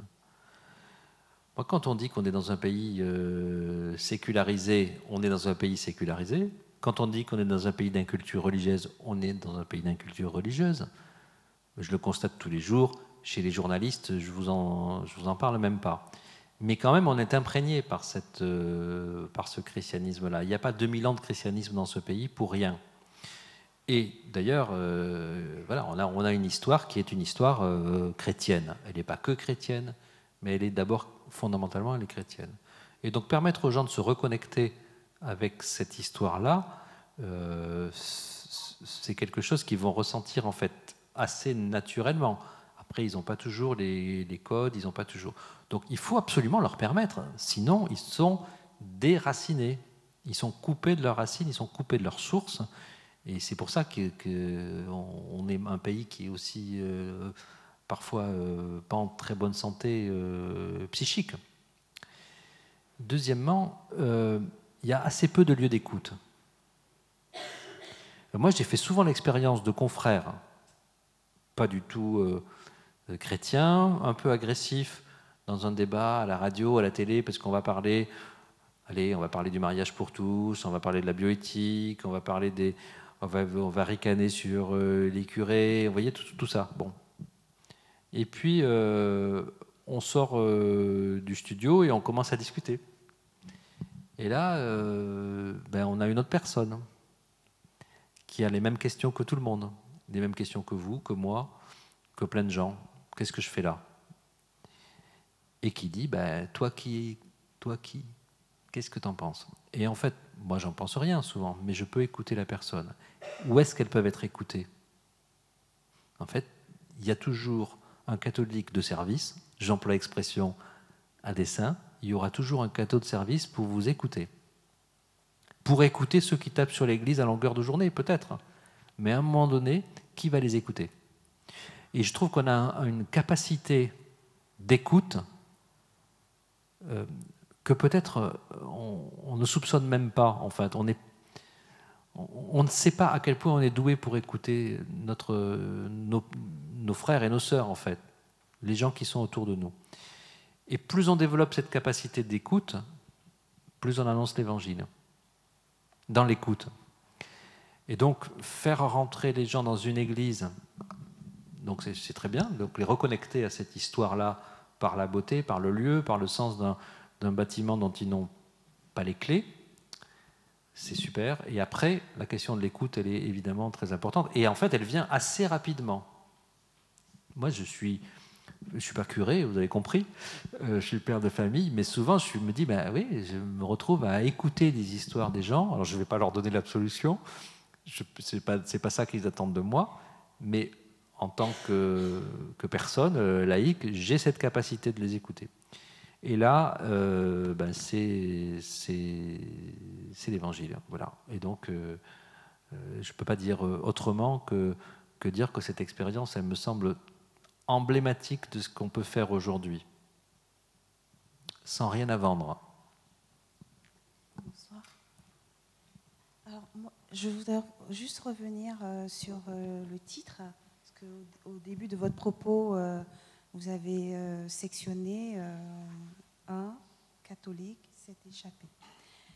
Est-ce que, au vu de ce que moi j'entends et ce que vous avez présenté ce soir, est-ce qu'on ne pourrait pas se permettre, toute humilité, de réécrire l'intitulé en disant « Un catholique de retour à la maison ». Parce que vous vous êtes échappé de votre tête pour revenir au cœur. Et la rencontre avec Jésus, c'est dans le cœur. Et c'est lorsqu'on a cette intimité, cette intériorité, qu'on peut après aller vers l'autre. L'autre, ça peut être le voisin, ça peut être celui qui croit ne croit pas. Mais pour moi, je pense qu'on est catholique d'abord quand on a cette intériorité, cette intimité avec Jésus qu'on a rencontré. Donc on va parler de lui, on va expliquer à travers la liturgie comment on le rencontre, parce que juste pour faire un écho à l'intervention derrière tout à l'heure, les échanges m'ont fait comprendre que c'est ce manque d'intériorité, ce manque d'intimité, je veux dire, avec Jésus qui fait que, voilà, le catholique. Je n'ose pas trop employer catholique parce que je me dis, pour moi, quand on est catholique, on a d'abord cette intimité avec Jésus. Donc, est-ce qu'on pourrait dire un catholique est revenu à la maison? C'est très joli, merci. J'ai envie de vous laisser j'ai envie de vous laisser ma place et parce que vous en parlez mieux que moi.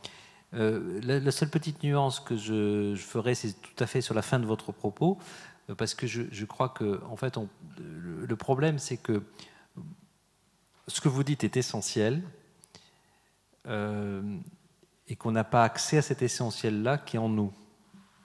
Donc on perd ça de vue. Par ailleurs, parfois on est amené à le perdre de vue par une expérience malheureuse que l'on peut faire dans l'Église. Et ça devient carrément embêtant. Et des personnes font ça, c'est-à-dire une prédication ennuyeuse, desséchante, qui ne me parle pas, qui ne m'intéresse pas, qui ne me touche pas, qui ne vient pas au cœur. Un discours tout fait. Et des personnes, à ce moment-là, vont se sentir à l'extérieur, justement, de leur cœur et ne vont plus trouver de quoi être nourries. Et ça, pour moi, c'est dramatique. Et je trouve qu'on aurait beaucoup à apprendre d'autres chrétiens là-dessus, peut-être des évangéliques, qui auraient beaucoup à apprendre de nous sur plein de sujets, mais sur celui que vous évoquez, ça serait intéressant d'apprendre d'eux, de les écouter, parce que ça, ils le comprennent fondamentalement, instinctivement. Et c'est très présent, je pense, que dans leurs églises, qui ont après toutes sortes de défauts et qui ont sans doute le tort de ne pas être catholiques. Bonsoir, je m'appelle Marie, j'avais 3 choses à vous dire. La première, c'est vous dire merci pour votre livre qui m'a beaucoup touchée et pour votre journal qui porte très bien son nom. Donc un grand merci. La deuxième, c'est vous dire que j'ai 40 ans, j'ai baigné ou j'ai nourri ma foi dans la nouvelle évangélisation et j'ai eu cette chance. Et je sens qu'aujourd'hui, les jeunes vivent en fait des formes d'engagement qui passent par l'expérience. Et c'est cette expérience qui fonde leur communauté, leur appartenance. Il me semble que ça nous interpelle sur la façon dont nos communautés instituées peuvent permettre à d'autres de vivre cette expérience, cette expérience de rencontre d'un Jésus vraiment vivant, tout en conciliant les deux logiques, la logique horizontale des communautés autoproclamées, autoconstituées, et la logique verticale de l'institution Église, qui, malgré ses faiblesses et ses défauts, a aussi beaucoup à apporter, je pense. Ça, c'était mon deuxième point. Et la troisième chose que je voulais vous demander, c'était qu'en tant que catho native, pour moi, le caillou dans ma chaussure qui m'empêche de témoigner parfois, ou en tout cas le gros barreau de ma prison, c'est ces questions de bioéthique, hein, du préservatif il y a 20 ans à la PMA aujourd'hui. C'est comment rendre compte, en fait, dès qu'on nous interpelle sur notre foi, de la difficulté à concilier un dogme très exigeant et une pratique avec tous ces cailloux sur notre route qui nous font tomber et qui rendent parfois notre témoignage un peu moins cohérent qu'on le souhaiterait. En effet. Alors, je vais me permettre un petit commentaire qui n'est pas directement une réponse à votre intervention, mais qui est une observation sur ce qu'on vit depuis qu'on a commencé à discuter. Je trouve que, pour moi, c'est extraordinaire parce que c'est une vision en réduction d'une Église, pour moi, idéale, dans laquelle il y a des chemins et des points de vue qui sont tellement différents. Et on n'a pas besoin de faire un dessin pour s'apercevoir, à travers les interventions que vous faites, qu'il y a ici, dans cette salle, des personnes qui ont un rapport tellement différent au christianisme, une expérience tellement différente du christianisme. Et finalement, on a tendance à vouloir s'enfermer ou s'intéresser à des gens qui ont la même expérience que nous du christianisme.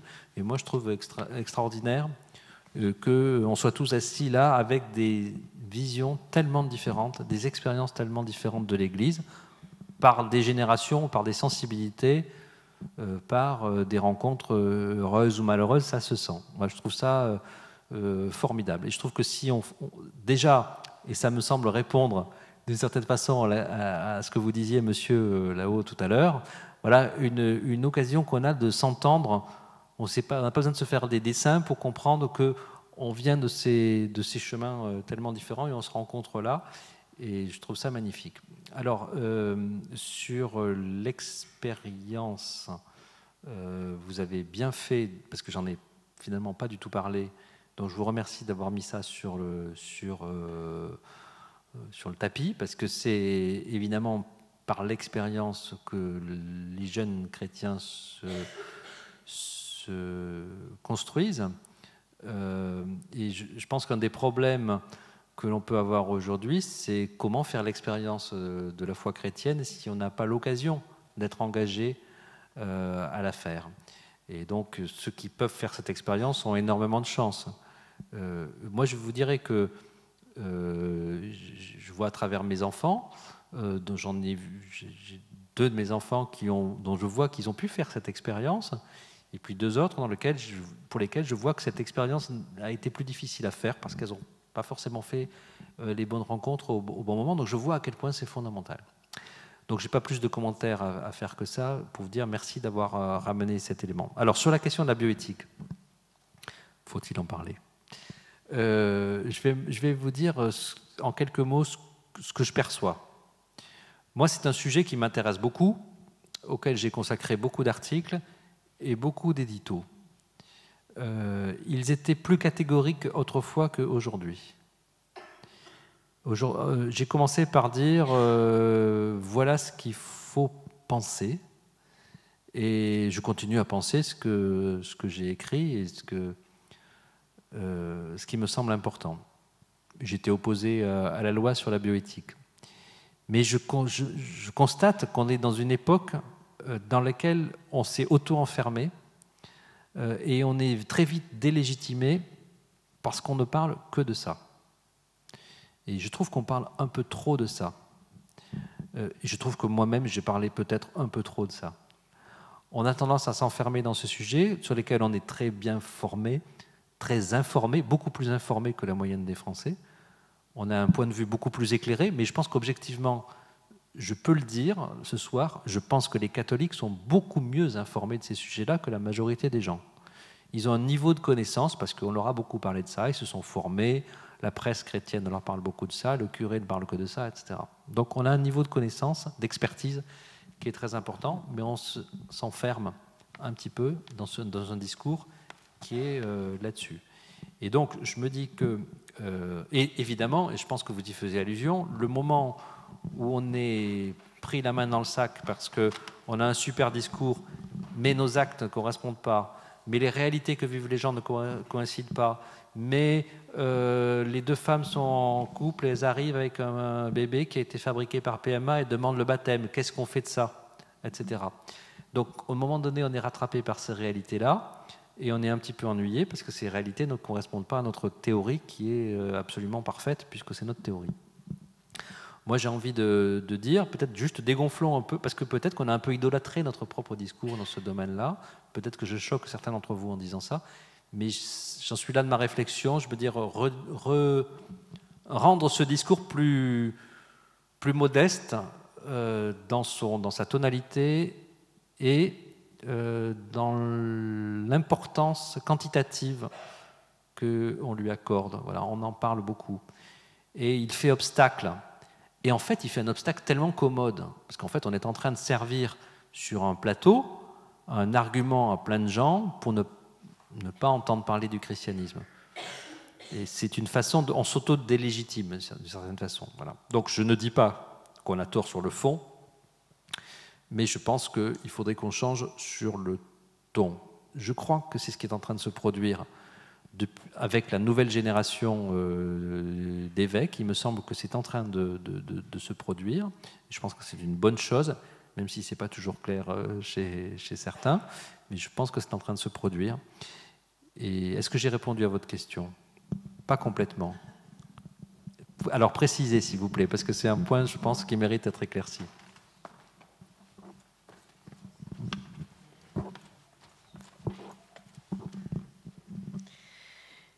Disons que c'est le caillou dans la chaussure dans la mesure où, au-delà de l'annonce en quoi la foi nous nourrit et comment on peut en témoigner auprès de ceux qu'on rencontre, comme on est le cateau de service, on est censé rendre compte de la doctrine de l'Église aux autres. Et nous-mêmes, on n'est pas forcément en phase avec tout ce que l'Église nous enseigne, soit parce qu'il y a des choses sur lesquelles on peut ne pas être tout à fait d'accord, soit parce que dans nos actes, on a du mal tout simplement à s'y conformer. Et il me semble que c'est ce qui souvent nous enferme et nous empêche de témoigner simplement de notre vie de foi et de ce qu'on vit en Église aussi de façon très joyeuse, avec énormément de belles choses qu'elle nous apporte. Mais alors, pourquoi vous ne dites pas ça ? Est-ce qu'on se sent parce obligé... que ça prend plus de temps d'expliquer ça. Là, je l'ai fait en 2 minutes, mais dans une relation face à face, c'est compliqué. Vous êtes dans un dîner, c'est plus facile d'avoir des invectives que d'expliquer en quoi, oui, on peut être d'accord en théorie avec le fait que l'avortement ne respecte pas la vie, mais dans certaines circonstances, on peut être amené à faire d'autres choix. Ben non, vous venez de le dire très simplement. Donc ça me semble naturel. Par contre, peut-être qu'on se sent obligé, on en revient à la théorie en fait, on se sent obligé de défendre une théorie. Mais vous avez parlé d'expérience. Voilà, on parlait de l'expérience. On se sent obligé d'être dans une posture. Moi, quand on me dit, toi, tu as la foi, pour prendre un autre exemple, tu as la chance d'avoir la foi. Non, j'ai pas la foi, au sens où c'est pas toujours un bloc d'évidence. S'il y en a parmi vous pour qui c'est un bloc d'évidence, vous avez de la chance, justement. Donc on peut expliquer où on en est aussi. On peut dire, voilà, je cherche, en fait, je suis quelqu'un qui cherche. J'ai le désir de rencontrer Jésus. Ça ne veut pas dire que ça y est, je l'ai trouvé. Et donc je pense que sur beaucoup de sujets, on ne s'autorise pas. Peut-être aussi qu'on pourrait dire, arrête de me parler de ça, parce que c'est pas de ça que j'ai envie de te parler. Et je n'ai pas envie d'être enfermé dans ce rôle-là. Et ça, on peut aussi le dire fermement. Pourquoi pas ? Arrête de me ramener à ça. Ça t'arrange de me ramener à ça. Moi, ça m'arrive de dire, écoutez, si vous avez besoin d'un discours anticlérical, je peux vous en faire un meilleur que le vôtre parce que je connais très bien l'Église. Donc les reproches que vous lui faites, ils sont beaucoup trop faibles par rapport à tout ce que je sais, tout ce que je peux savoir. Donc on peut y aller si vous voulez. Mais j'ai autre chose à vous raconter. Et ça, je pense qu'on peut le dire. Et d'ailleurs, souvent, ça s'arrête là. Parce qu'en fait, pourquoi les gens disent ça? Parce que c'est la seule chose qu'ils savent sur l'Église. Pourquoi c'est la seule chose qu'ils savent sur l'Église? Parce que c'est la seule chose dont on parle. Donc il faut sortir de ce cercle vicieux. Je pense que c'est important qu'on en sorte. Je suis sûr qu'on va en sortir. Là. Maintenant, il me semble que c'est un petit peu derrière nous. Arrêtons de nous auto-intoxiquer avec ça. Et puis arrêtons d'en rester un discours purement défensif et négatif. Pardon, je suis trop long apparemment dans mes réponses. Arnaud est en train de me faire des signes en me disant « Tu conclus ?» Il n'y avait plus de questions. On avait une petite question rapide. Florent. C'est une observation du CPM. Et en CPM, ce que nous a appris, c'est qu'il y a les 3 niveaux d'information, en tout cas de dialogue. Il y a l'Église s'oblige à un discours général, qui est un discours absolu. Ensuite, elle accepte un discours local et elle accepte aussi un discours particulier. Et c'est jamais la même chose qu'on dit. Mais dans ces 3 niveaux de discours, c'est pas la même chose. C'est-à-dire que dans le discours absolu, on dit à tout le monde le préservatif, non. Dans le discours particulier, oui, mais ça, c'est logique pour vous, c'est logique pour moi, mais c'est pas du tout logique pour les gens. Et moi, ça n'est pas du tout. Hein. Ah oui. Voilà. C'est juste ce que j'ai compris. Le décalage qu'il y avait. Peut-être qu'il faudrait partir dans l'autre sens. Il faudrait partir, comme Jésus dans l'Évangile, il faudrait partir davantage de la situation particulière et essayer de voir à partir de la situation particulière dans laquelle on est, vers où on peut aller. On est obligé de conclure.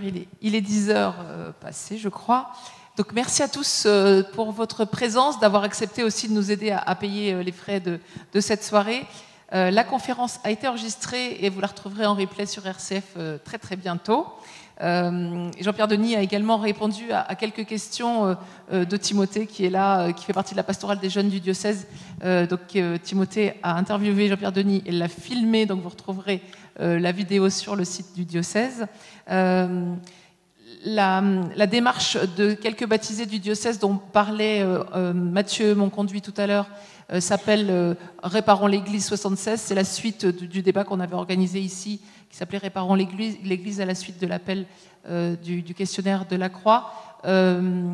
Donc, le groupe Réparons l'Église 76 a écrit un appel aux baptisés du diocèse suite à l'appel au peuple de Dieu du pape François, avec des questions et qui engage les chrétiens du diocèse à se réunir pour réfléchir et surtout pour décider ensemble de petites actions qu'ils vont tester pour essayer de mieux vivre, mieux faire communauté de chrétiens et faire en sorte que notre Église de baptisés rayonne à nouveau et peut-être soit plus ouverte à ceux qui sont partis sur la pointe des pieds. Et je trouve que l'exemple des parvis était bon à souligner ce soir. Et enfin, donc oui, il y a un site, il y a une adresse mail réparons l'église 76 tout attaché @gmail.com si vous voulez plus d'informations sur cette démarche. Et puis encore une fois des livres proposés par la procure à la sortie, des livres, une partie des ouvrages écrits par Jean-Pierre Denis, que je remercie infiniment d'avoir pris le temps, d'être venu à notre rencontre et d'avoir pris ce temps d'échange. C'est moi qui vous remercie pour vos interventions.